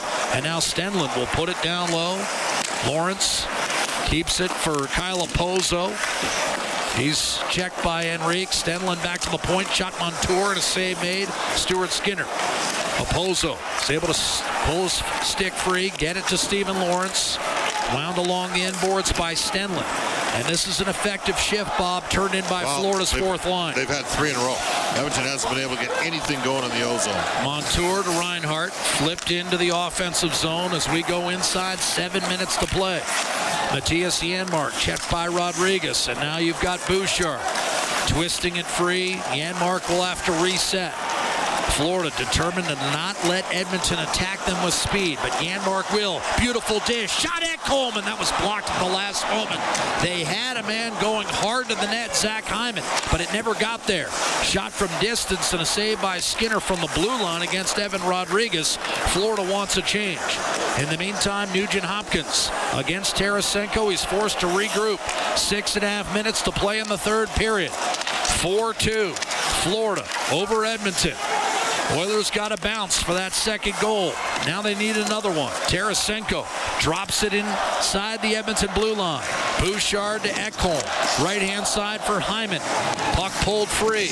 Panthers steer it back in. Hard forecheck. Lundell knows he's offside, but Luostarinen was able to evacuate and then get it right back down low into the Oiler end. Absorb a check from Nugent Hopkins. Lundell there with support. Ekholm with Tkachuk tracking. Back to Montour. Fed along the boards, and Florida will make another change with 5:45 left in this hockey game. Here's McDavid back onto the ice. Dancing to Draisaitl. Double team. Puck loose in the slot. Panthers fail to clear. Montour didn't get it done. Hacked free, and now you've got a chance. If you're the Edmonton Oilers, you've got McLeod trying to feed Ceci. He's able to keep it alive for McLeod one more time. Now McDavid and Draisaitl work the right half boards. Florida trying to box Edmonton out. Shot, score! Kulak through a screen, Bobrovsky, and it's down to 4-3 with 5:17 to play. McLeod, I believe, with a tip. Well, you never know here. Oilers got a lot of speed on that line, and Draisaitl emptied for McDavid back to the point, long-range bomber. Great deflection by Ryan McLeod. He needed that one.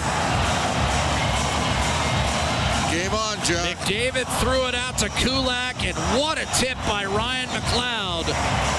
I mean, you couldn't have placed it in there any better. And it's now 4-3. The Panthers seemingly with this game wrapped up, but the Oilers, as they've done all season, refuse to go quietly. It's 4-3, and the crowd once again electric. Face-off win by Adam Henrique. Edmonton shoots it in and pours it back into the zone. Here's Ceci. Shot blocked in the high slot. Kept alive. Mishandled by Kulak. Then down low, Ekblad comes over and hoists it back through the middle. Less than 5 minutes to play. Score is 4-3 now. Lundell sees Barkov make a steal. Reinhart, a snapshot deflected over the high glove of Stuart Skinner. And the Panthers swarm in on the forecheck. Freed up for Janmark. Breakout pass to Connor Brown. I think that's a mistake. McDavid was the man who set up Kulak, not Draisaitl. They announced that Draisaitl change underneath, up the middle, and now you've got a recovery by Luostarinen. He'll shoot it, and Skinner to knock it down. With still 4:25 to play in the hockey game. A lot of time left. Here's Broberg, angled pass to Draisaitl. Back on the ice with McLeod and McDavid. Here's McDavid looking for the tie. Left circle, dancing, centering. What a save! Bobrovsky on McLeod. I don't know how he stopped that one. Here's Nurse to McDavid. Frenzied atmosphere inside Rogers Place. All of a sudden, the Panthers hanging on. Luostarinen ahead to Lundell. His backhander sails wide. And off that miss, it's going to be slugged back in by Forsling. Bobrovsky, a spectacular robbery of Ryan McLeod, point blank. Here's McDavid building speed with 3:45 to go. Flashing down the left wing, and he'll shoot it around the boards. Loose in the corner. Matthew Tkachuk trying to free himself up against Zach Hyman, who's now on the ice. So it's Hyman, McDavid, and Draisaitl. Here's Ekholm back down low. Hyman curls in front and swung it just wide. He tried to wrap around. Bouchard faked the slapper, and then Draisaitl missed the net from the right corner. It glanced off the corner boards and past Ekholm, and now we've got 3:15 on the game clock, and Edmonton's top line wants a change. maybe the last of the game for them. Ekholm, a dart down the middle. Fogle defended. The Panthers pry it loose. Mikkola up the right-hand side. Rodriguez. He got jammed up. Mikkola swing and a miss, trying to get it out. Panthers will break it out. Ekblad to lead a 3-on-2. He'll shoot it in from center ice around the boards. Reinhart tried to push it back to Ekblad. He's going to have to back off, and the Oilers lay it ahead. Fogle to Brown, a backhander and a poke check by Bobrovsky ahead of Nugent Hopkins. Still loose in the corner with 2:40 to play. The Oilers swarming the Florida Panthers, hanging on, pulsating Stanley Cup action here. Ceci will move it, and now it's Janmark. Chopped down, crowd screaming for a call, none forthcoming.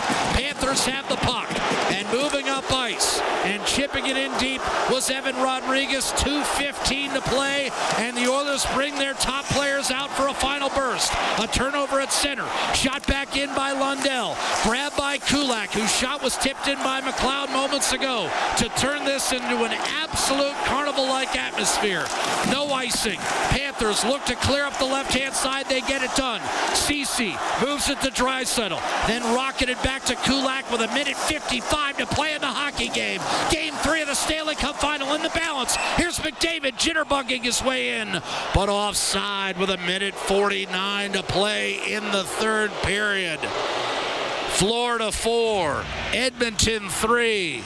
Game 3 of the Stanley Cup Final. You had a feeling it could not end other way besides this frenzied, tumultuous final 2 minutes. And Ryan McLeod robbed by the left pad of Sergei Bobrovsky. And now Edmonton may want to talk it over. We've got a timeout on the ice. Well, you got to know what you're going to do here. Oh, they just showed the Ekblad play. On Janmark, taken down. Now the Oilers do have 3. Hey Insiders, what's up? All right, it is almost over here. 1:49 to go. Empty net. Timeout, Oilers. Come on, Oilers. Let's get it done. Let's get that goal. One more goal, Oilers. Let's tie it up. Get this thing into overtime. Thank you all for being here, ladies. The Egg, Tristan the Egg. Oh my God, Tristan the Egg. What's up, man? Good to see you. It's been a long time. Good to see you. Hey, just wanted to give another big shout out to all of you for being in this chat. We've got 3,700 people here hanging out with us right now, cheering on the Oilers. I'm going to get it back to the hockey. Hit that subscribe button if you haven't done so already. Just check it right now. Check. If you haven't hit subscribe, hit subscribe. Let's go. Yeah, you. Yeah, I'm talking to you. You.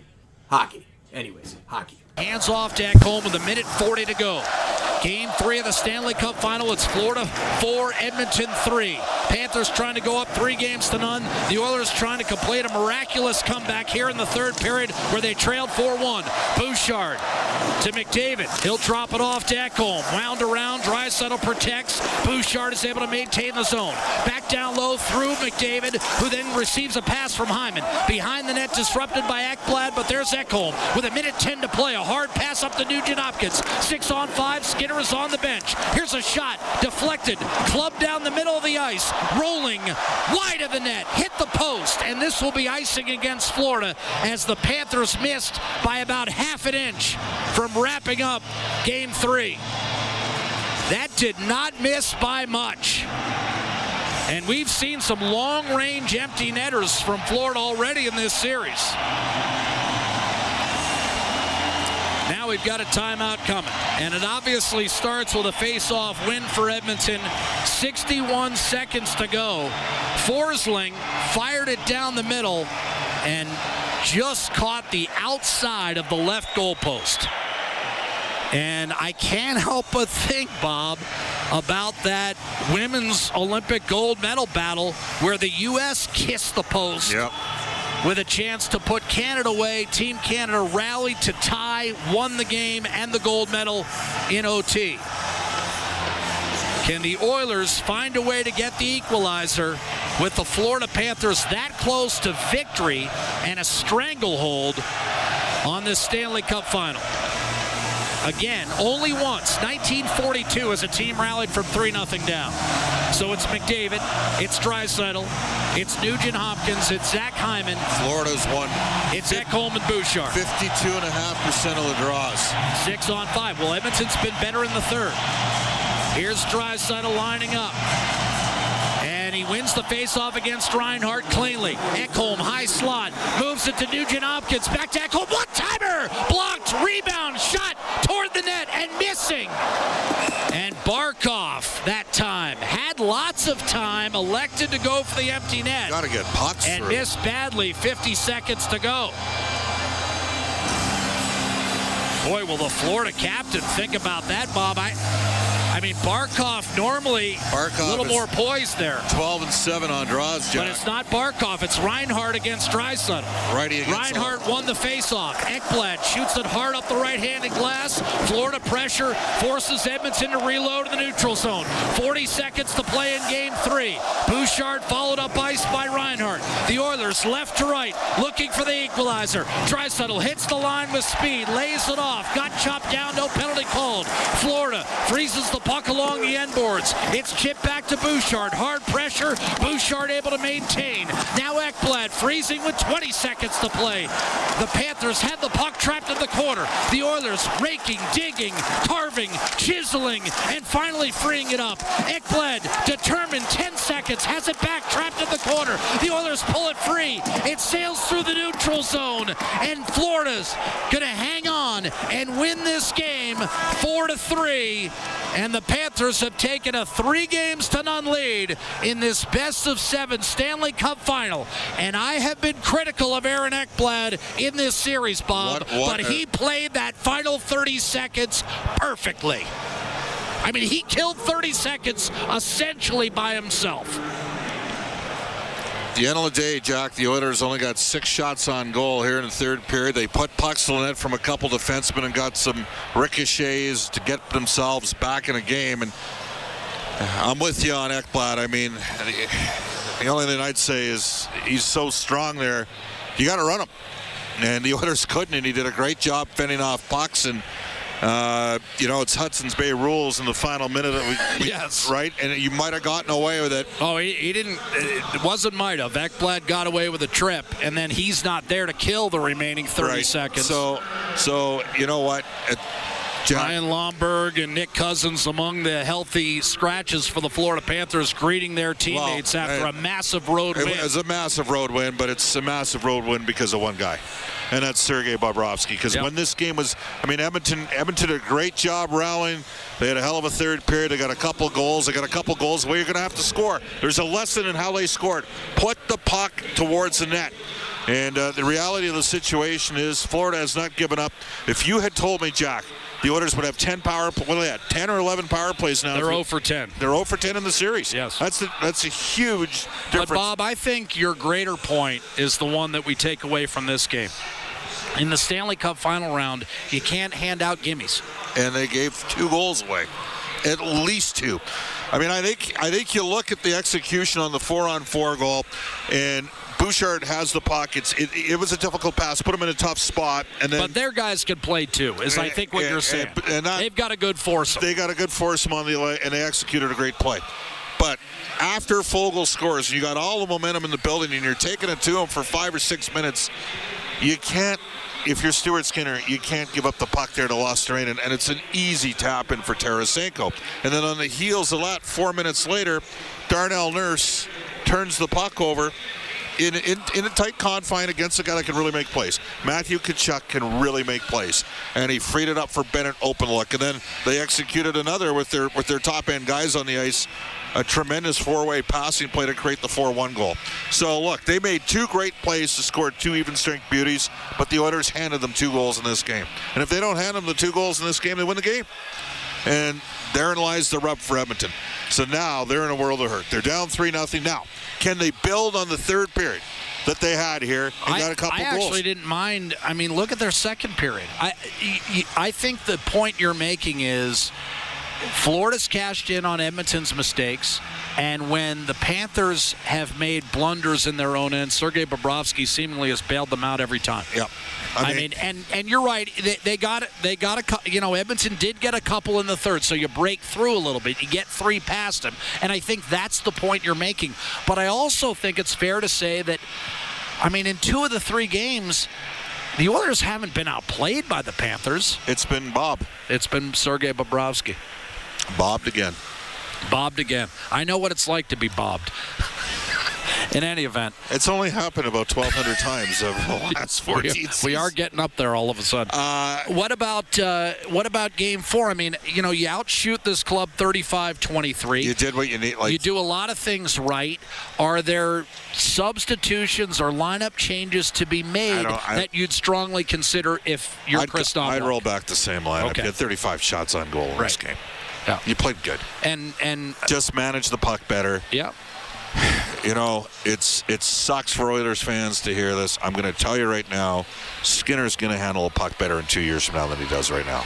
He's going to have a better glove hand because he works at his craft. He's 25. Crowd was going at that time, and that giveaway that sucked the life and the energy. It triggered a 3-goal outburst in 6:19. And the team, like they have all year long, didn't. A couple things have happened here. I mean, the Oilers gave away the 2 goals, and the Oilers cannot break through in the power play. They can't get through in the power play, and they need it. And right now, Florida's outscored Edmonton 1-0 in special teams. So wait, are you suggesting that goaltending and special teams have been crucial in a Stanley Cup final? I would say they've probably played a direct result. Yeah. If we always say it in the regular season, we always say goaltending and special teams. What did Stuart Skinner do for Edmonton in Game 4 against the LA Kings and in Game 6 against the Dallas Stars? Absolutely. He stole 2 games, in which Edmonton. And he's going to have to steal if Edmonton's going to make history here. He's going to have to steal at least 1. 1, probably 2. But I think he might need to do 2. It's got to be stated. What were the shots in the first game? 32-18 for the Oilers, and today they're 35-23. Right. They've outplayed them in 2 of the 3 games, but again, in both games, the number 1 star has been the Guardian on the other team. Correct, and in both games, the power play did not break through. We're 0 for 3.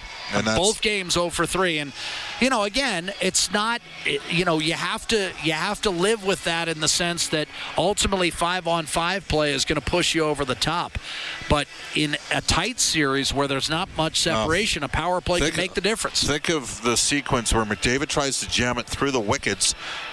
That's what he did. He tried to jam that short side off of Bobrovsky, off of himself. It goes right to McLeod, point-blank look, and Bobrovsky's able to fight off McLeod's shot. He could have had 2 goals in a span of 2 shifts. This place would have gone nuts, and instead now Edmonton's down 3-0. That was the save Florida needed, and he made it. And it was a brilliant setup. And McLeod, not to mention, like in the in the first period. And quite frankly, in the second period, as you pointed out, second period, the Oilers outshoot the Panthers 16-8, and yet they're outscored 3-1. Yeah. I mean, that's significant. Bob, one final word in terms of, how do you fight through the mental barrier here over the next 48 hours? You're down 3-0. Everyone knows the statistics. Now, in recent years, these players would have watched live as Philadelphia came back on Boston and LA came back on San Jose. But realistically, all right, you've heard and, you probably know at some level, is this it? The series over. So how do you fight through that and get ready for Game 4? Get your headspace right. Well, I mean, I think there is one advantage. You get a chance to go right back out there and play. Like we're only, you don't have to wait 2 days. You're not waiting 2 days. Right. That's number 1. Number 2, you try to build on the third period that you have. In terms of getting goals past them, at least. And how you skated and got your feet moving and how you attacked a little bit, right? I mean, overall, it was a pretty good performance. There's a lot to like in the game. But at this stage, it's solely about the results. It is not about the process, Jack. Well, and we said going into the series, what did we say? You've got to be prepared to play a Stanley Cup final where you're going to play well and lose because you're in the championship round, and that other team that's what's happening. Is damn good. They are, and that's what's happened in 2 of the 3 games right now, right? And unfortunately for the Oilers, some of their secondary A-listers, Hyman, frankly, Draisaitl, And Draisaitl doesn't have a point in the series. Hyman and Nugent-Hopkins, right? And those guys were cooking again, but they're on that first unit power play that's sitting at 0 for 10. So, well, we'll have to see what sort of juice Edmonton brings on. I mean, they're going to exhaust the tank. We know that. They're playing a team that has been there before. And, Jack, I got to tell you, I know Chris Knobloch said, hey, the Buffalo Bills were there 4 times. There's a degree of truth to that. You look, Florida probably thought they were good enough to win the Cup in 2022. They traded 2 number 1s away to go on that run. And they finished first overall. And they got beat by Tampa Bay in 2-time defending champion. 6-game series. Right. So the Oilers lost to Colorado in 2022. They lost to Vegas in 2023. If they can't come back in this series, they're going to lose to the eventual champ 3 years in a row. Right, and you got to learn from it every step of the way, and it sucks, and no one wants to hear it. At the end of the day, they had a good game, but it is simply about the result, and they didn't get the result, and they're going to have to dig in like they never dug in before now. Bob, the one thing I want to hear from you on Saturday night is where's my meal money for Game 5? Is that fair? All right. That's the one thing I want to hear from you on Saturday night is at the end of the game, I want you to shake me down for an envelope. All right. You already got it. I said Saturday night. I will. All right. He's Bob Stauffer. I'm Jack Michaels. Again, gallant in defeat, but again, that's of little solace to the Edmonton Oilers and the 18,347 who stream out of Rogers Place tonight after a 4-3 setback. Sergei Bobrovsky has now won 6 consecutive games as he turns aside 32 of 35 to raise his postseason record to 15-5. This is a guy that was 17-29 and the backup heading into last year's Stanley Cup playoffs. Backing up Alex Lyon, who's not going to remind anyone of Carey Price or, for that matter, Jacques Plante anytime soon. But now all of a sudden, over the last 2 postseasons, you're talking about a guy who's 27-11, and he outduels Stuart Skinner. Skinner tonight faced 23 shots and stopped 19. He sees his postseason record, this postseason, slide to 11-8, 16-14 for his career. For the Oilers, they got the secondary scoring. Fogle, Broberg, McLeod, and it still wasn't enough against the Florida Panthers. Bob and I talked about it earlier in the series. They can win games 2-0. They can also find a way to outscore you if they need to. And tonight, Florida's 3 goals in a span of 6:19 with Barkov registering the eventual game winner proves to be the difference as they hang on by the slimmest of margins. A 4-1 lead after 2 turns into a 4-3 final and brings Florida within 1 victory of the franchise's first ever Stanley Cup. For the Oilers, Saturday night, they'll start the game with 60 minutes to live. We'll have it for you. 6:20 Mountain start on Saturday night. It'll be Game 4 of the Stanley Cup Final with the Florida Panthers looking to raise the cup and the Oilers looking to extend their season to a Game 5, which would be played Tuesday night back in Sunrise. So until Saturday, when I'm sure the crowd will be back in Rogers Place, downtown will be absolutely swamped, we're going to sign off for now. For Bob Stauffer, Reed Wilkins, Rob Brown, this is Jack Michaels saying good night from Rogers Place. Game 3 of the Stanley Cup Final goes to Florida. The final score, 4-3. Ladies and gentlemen, the pleasure was all ours. The Rogers post-game show starts right now. Exclusive live interviews, expert analysis, and game highlights. This is the Rogers post-game show. Once again, here's Bob Stauffer on the Oilers Radio Network. Now McDavid and Draisaitl work the right half boards. Florida trying to box Edmonton out. Shot, score! Kulak through a screen, Bobrovsky, and it's down to 4-3 with 5:17 to play. All right, well, that was Ryan McLeod on the deflection. And, that is the highlight zone. And unfortunately for the Edmonton Oilers, that is as close as the Oilers got. Made it 4-3. Century Casino highlight zone, all in, all games, all season. Century Casino's 3 great locations. Edmonton, St. Albert, next to the Edmonton International Airport. At Century Mile, welcome to the Winter Zone. We have played 3 games in this series. The Oilers, high danger chances, all situations. Game 1 had 18, Florida had 6. Game 2, the Oilers had 1. Florida had 10.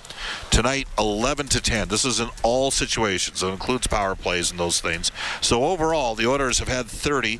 Florida has had 26. The Oilers have not scored a goal in a high danger scoring chance the entire series. So they're saying that the 2-on-1 with Ekholm was not a high danger scoring chance, and Florida has 6 goals. And that, my friend, is the difference in this series. They've been more opportunistic, and the Oilers can't get anything by Bobrovsky when they're getting their A grades. Oilers lose 4-3. They're down 3-0 in the Stanley Cup Final. This is the Rogers postgame show on the Oilers Radio Network. Be a savvy Edmonton hotel shopper. Book through edmontonsbesthotels.com and receive up to $225 in cash rewards. There are over 50 member hotels to choose from, offering their best value rate.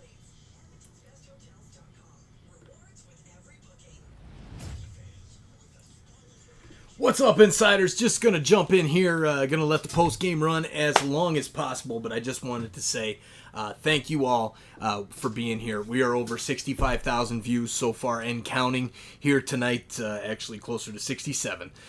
So just wanted to say thank you for being here and being in the chat and chatting it up and creating this awesome place because I'll tell you, I provide the platform, but it's nothing. I have a soccer channel as well. It's where all this stuff started, and I'm doing all the soccer games for the Euro 2024 and Copa America live on that channel. We did World Cup 2022 as well on that channel. It was crazy, and the chat's real important. So thank you all. Thank you, Dion, Homa, Joe Dirt, Festivus, Norm Lee, Brian, Folk, Bit. I don't know what the hell that you got timed out tonight. I remember that. Mike Benedetto, TB7, all you guys, thank you all for being here and creating this awesome place here for all of us to hang out. So anyways, Florida fans, please be gracious. I know you're excited about possibly winning your first cup, but come on. Stop being rude. Don't be rude. Just be nice. Be gracious in your winning. And Edmonton fans, let's go. Let's bring it back in Game 4 on Saturday night and Hockey Night in Canada. We can't see the cup be lifted by an American team on Canadian soil Saturday night. So we're going to need you to be here in the chat. Be real loud. Tell your friends about it. Share it out. That's the best way to get this out to more people around the world. And that's the goal here on TSI. That's why I do what I do. So thanks again, guys. Good night, everybody. I'll let the post game run as long as I can.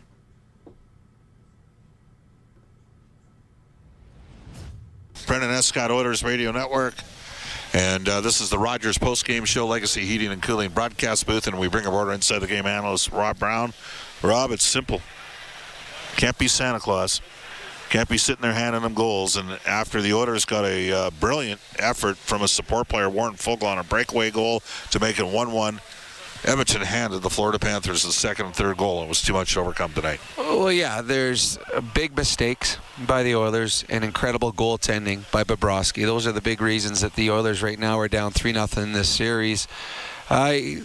Second period, the Oilers, when they tied it up 1-1, there was about an 8-minute stretch where they had 7-8 glorious chances. All, like you and I are sitting in the press box, everything's to our left. We're just continually looking to the left. It's chance after chance after chance. And then just a soft nothing play made by the Florida Panthers, just dumping it around. But that's a pre-scout too, right? Oh yeah, you want him to play the puck. There's goalies that you keep the puck away from, and there's goalies that you give the puck to, and you know which one is which. And it probably bounced on him. I haven't seen good enough video. But you've got to stop that. And then a little bit of panic set in as you try to reach. And as you're doing that, once you don't get it, now you're out of position. Nice play by the Florida Panther to win the race. And then the puck comes out to Tarasenko. He's scored, 300, 400 goals in his NHL career? He's not missing that. It's not an easy play, but he puts it in that. So you're right. So the Edmonton Oilers make a big mistake at the wrong time, and it cost them. And it's 2-1, and the Nurse is on his back end, and he was under duress. It was a real good stick check, basically, by Matthew Tkachuk, who's got a silky set of mitts, and he makes an unbelievable pass to Bennett, the two former Flames combined. Well, and what a shot by Bennett, too. Yeah. I mean, honestly, I didn't know it was in. I had to watch the replay 4 times. I knew it was in right away. Well, I know. Eagle eye stop. I know you are. But I honestly, on that one, though, I didn't understand what Nurse was doing on the play. It was it's a soft play on his backhand. I thought it was showing it right now. But he's coming on his backhand. He just kind of floated it. You don't do anything soft. There's no soft passes against the Florida Panthers. No. For two reasons. One, it can get picked off. Two, if you pass a puck to someone soft, they got to wait for the puck, and then they're getting run over because the Panthers finish every check. So that was a tough play by Darnell Nurse. And again, as I know that you and Jack talked at the end of the period, a period that the Oilers badly outshot the Florida Panthers. They get outscored 3-1. And it's one of those ones you're sitting on the bench. If you're the Oilers, you're like, okay, we just had an incredible stretch here, and we're looking up at the scoreboard, and it's 4-1. How? And I think frustration comes in at that point, but big mistakes are taken advantage of by great teams. And the Florida Panthers are a great team. Bobrovsky's part of the team, and he's been sensational in this playoffs, yet when they get their opportunities, they're putting it in the net. And I think that's huge too. They're opportunistic, but they got the talent that, okay, here's my chance, I'm burying it. Barkov, breakaway, I'm burying it. And I think we also have, I've talked with Reed, a new appreciation for anyone that hasn't watched Barkov play. He is all world. He is all world. I would say he's Leon Draisaitl's toughest matchup, and that was the matchup Florida went with, and he was tonight's first star. All right, so you played in the league. Yep. You played in key series. What sort of mindset do the Oilers have going into Game 4 Saturday? Well, I can tell you it's tough because you know you're facing elimination. You know that you've thrown two great games at them where you played well, and it wasn't enough. It's simple right now. Win a game. Your whole goal right now, we got to get on a plane to Florida. That's all you're thinking about. You're not thinking about winning a series. You're not thinking about winning games in Florida. You're thinking, let's get back to Florida. And come here, we got one game on home ice. We're a good home ice team. At the very worst, this series should be 2-1 Florida. At the very worst. In the way these games have been played, with a little bit of puck luck, the Oilers could be up. But they're not. So they got to come here with the mindset, win one game. And they're capable of it. But they're not going to win, Bob, unless their power play scores. Yeah, it's that simple. What I just wrote down: Hyman 0 points, Leon 0 points, Nugent Hopkins 0 points, and 0 for 10 on the power play. 0 for 10 on the power play, and Connor just 3 assists. That is the heart of their team. That is this team was built around their power play and those players, and not through lack of effort, just probably through a little lack of execution. As they're getting their chances, they're not burying them in the Florida Panthers' best players when they've had their chances. They have. Yes. All right, great stuff, Rob. Sounds good, Bob. Smart Play of the Night's brought to you by Catelli Smart Pasta with all natural ingredients. It's a smart move for your next meal. Look for the box the next time you shop. I thought Broberg, he ended up being a star in tonight's game. He had a good night overall. This is the Rogers postgame show on the Oilers Radio Network. Until June 8th, make the shift to more savings at Fountain Tire and get up to $200 off a set of 4 select tires, plus a bonus $50 off any service of $150 or more. Restrictions apply. Financing available. Book online today. I can tell by the look on your face you're thinking about it. Experience the exciting casino action at 3 Century Casino locations: Edmonton, St. Albert, and next to the Edmonton Airport. Dine at one of their amazing restaurants featuring daily specials. Check out the best in live entertainment at any amazing location. Plus, you can always enjoy a great selection of casino gaming options or try your luck at off-track betting. And now you can feel the thrill of live horse racing at Century Mile Racetrack. Century Casino has it all. Come for the action, stay for the fun. I'm Ryan Nugent-Hopkins. And I'm Zach Hyman. And when we're not making juicy, sweet passes or having my goals disallowed, we're working for Legacy Heating and Cooling. You know, guys used to call me a plumber. And now they call you an AC repairman. Nice. Hey, guys, you're not here to fix air conditioners. You're here to sing the jingle. Oh. Well? Okay. Call Legacy. Call Legacy. No payments and no interest for 1 year from qualified installers. Legacy Heating and Cooling. McDavid trying to come in with speed. Here he comes. McDavid shoots. Top shelf. He scores! Hey, Edmonton. Rogers wants you to stay connected to your Edmonton Oilers. Connor McDavid! Fantastic! Catch every goal on Canada's largest and most reliable 5G network with Rogers 5G mobile plans. To learn more, visit rogers.com/5G. That's rogers.com/5G. Until June 8th, make the shift to more savings at Fountain Tire and get up to $200 off a set of 4 select tires, plus a bonus $50 off any service of $150 or more. Restrictions apply. Financing available. Book online today.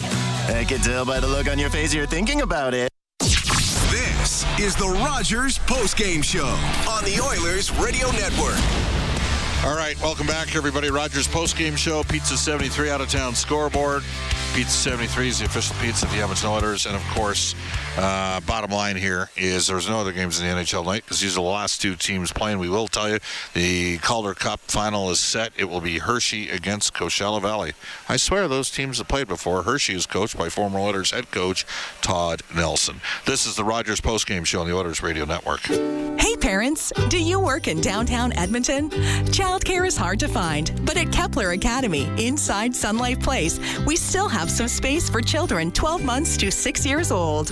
Located at 101 23 Hull Street, Kepler Academy Sun Life Place is an award-winning early learning and childcare provider, voted Edmonton's top choice for 4 years in a row.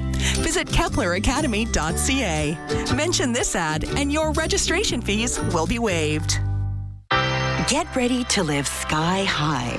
Sky Signature Suites offers remarkable units for rent featuring sophisticated floor plans, designer finishes, and breathtaking views.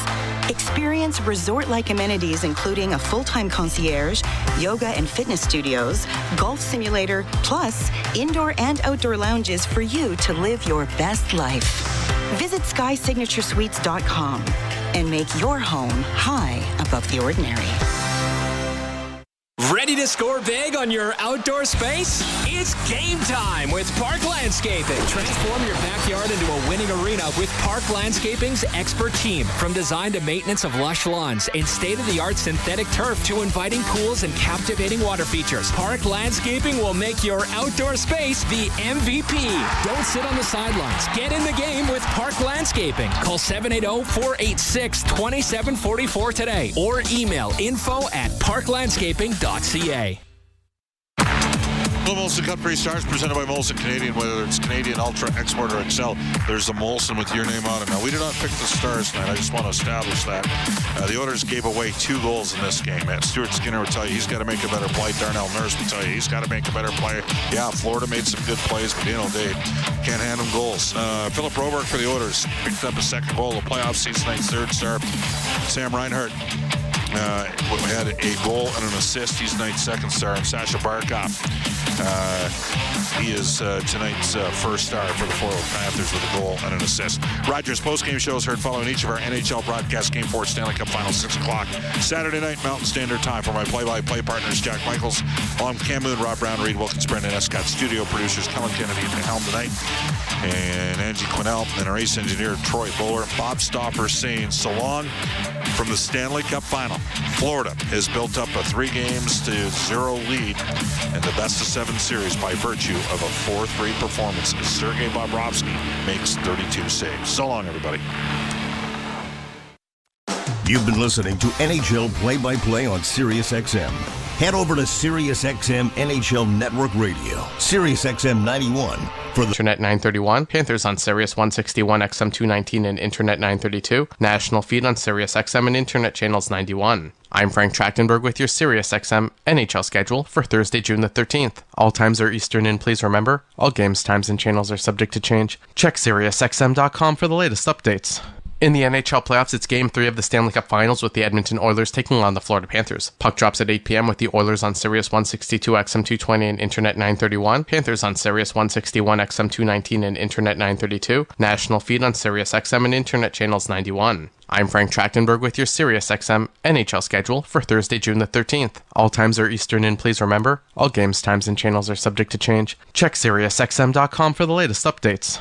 In the NHL playoffs, it's Game 3 of the Stanley Cup Finals with the Edmonton Oilers taking on the Florida Panthers. Puck drops at 8 p.m. with the Oilers on Sirius 162, XM 220, and Internet 931. Panthers on Sirius 161, XM 219, and Internet 932. National feed on Sirius XM and Internet channels 91. I'm Frank Trachtenberg with your Sirius XM NHL schedule for Thursday, June the 13th. All times are Eastern, and please remember, all games, times, and channels are subject to change. Check SiriusXM.com for the latest updates. Mad Dog Sports Radio has the best sports talk in the business, covering sports with a passion and knowledge you need. Mad Dog Sports Radio, SiriusXM 86, and the SXM app. Scott Laughlin and Gord Stellick from the Morning Skate on SiriusXM NHL Network Radio, Channel 91. talked about what's next for the Los Angeles Kings in the offseason. Well, the Kings have decisions to make. Number one, we saw this season that Anze Kopitar and Drew Doughty still have a lot of gas left in the tank, and that's great for the Kings. Quentin Byfield's emergence gives them a really good launch pad, I think, into next season, too.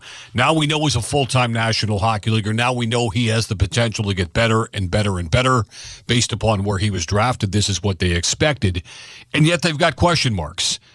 There's been an awful lot of heat on Rob Blake the last couple of years for this team to kind of take that next step up the ladder. They have failed to do so. We looked at Pierre-Luc Dubois. At least we were trying to find him. And for the most part, we couldn't. You wonder about Jim Hiller, interim head coach. Has he done enough to come back with all of the big-name candidates out there?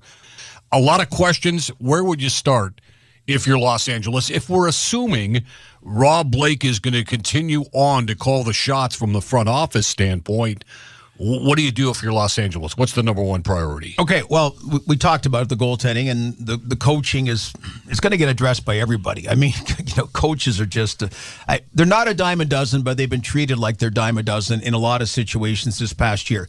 So the LA Kings, New York Rangers, Toronto Maple Leafs all did the same thing whatever number of years ago it was, that did we're going to do the retool, the rebuild, the whatever, and let the fans in on it.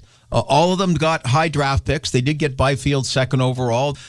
You've got the Rangers looking the best right now of the three. The Maple Leafs may have to have LA King type decisions as well in the offseason, but they've done things they've done good ads, like Philip Deneau being signed, Arvidsson up front, whether you go Moore, just a lot of things.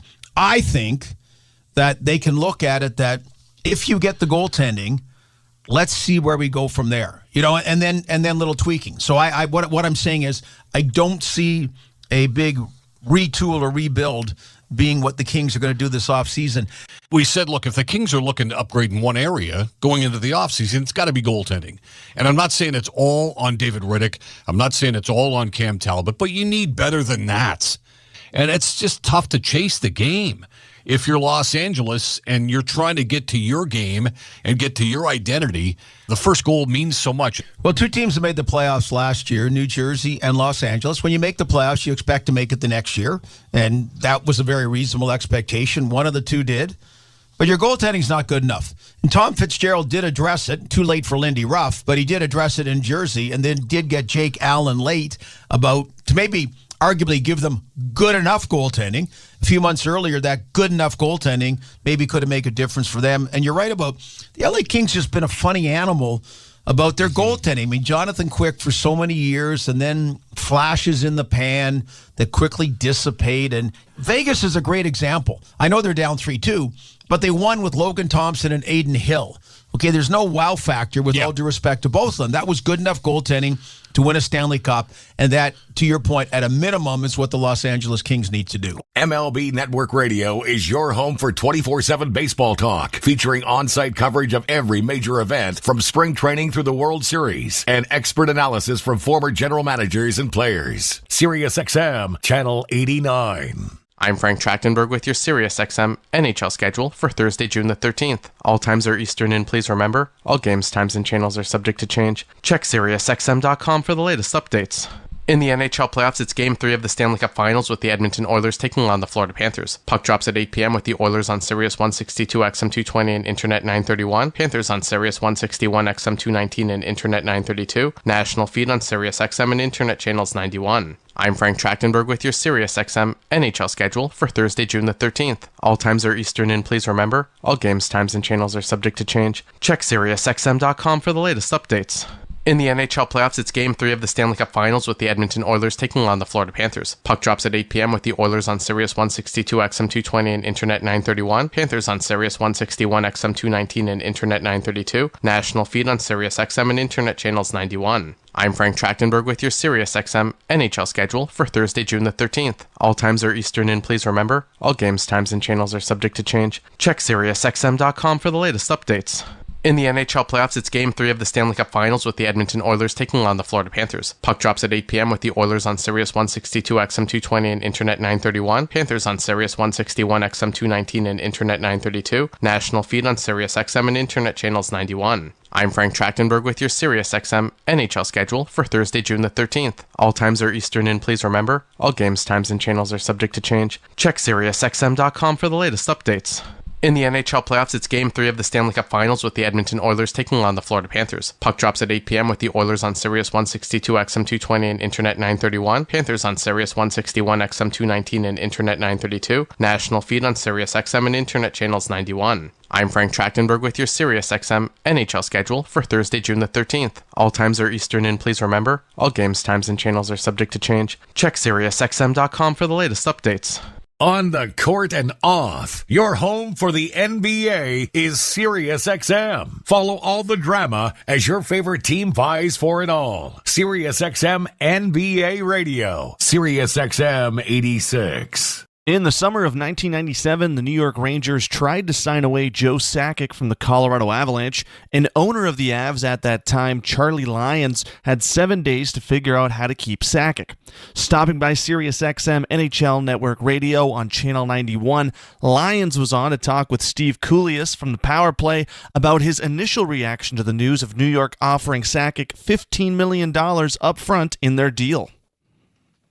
I remember the summer of 1997. The Rangers have offer sheeted Joe Sakic. It's a 3-year deal, $21 million, $15 million up front. I remember that part. Joining us now is Charlie Lyons, the Avs CEO.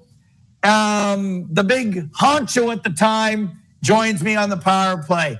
So where were you, Charlie, when you first heard the news? Did you fall off your chair? Well, I didn't fall off my chair, but I left my heart in San Francisco. The phone rang. It was Mark Kisla, who terrific journalist that was always sort of ahead of stories. And he said, "Hey, what do you think about the offer sheet for Joe Sakic for $21 million with 15 up front? How you doing?" Your mind goes to, he's obviously kidding. He wants something else, but he wasn't kidding. And so, it's a punch. I was getting ready to go on vacation, so that's the right time to slam somebody. And that's what it was. So I was a neighbor, my dear friend Pierre Lacroix, collaborator, lived across the cul-de-sac. So we met at the center of the cul-de-sac, and he just gave me this look like, wow, who'd have thunk? And then, what are you going to do? What's your plan, big guy? Because that's a lot of money. 30 years ago, that kind of contract was destabilizing, to say the least. And also, Dave Checkins had done his homework, right? That they had been smart enough to, because we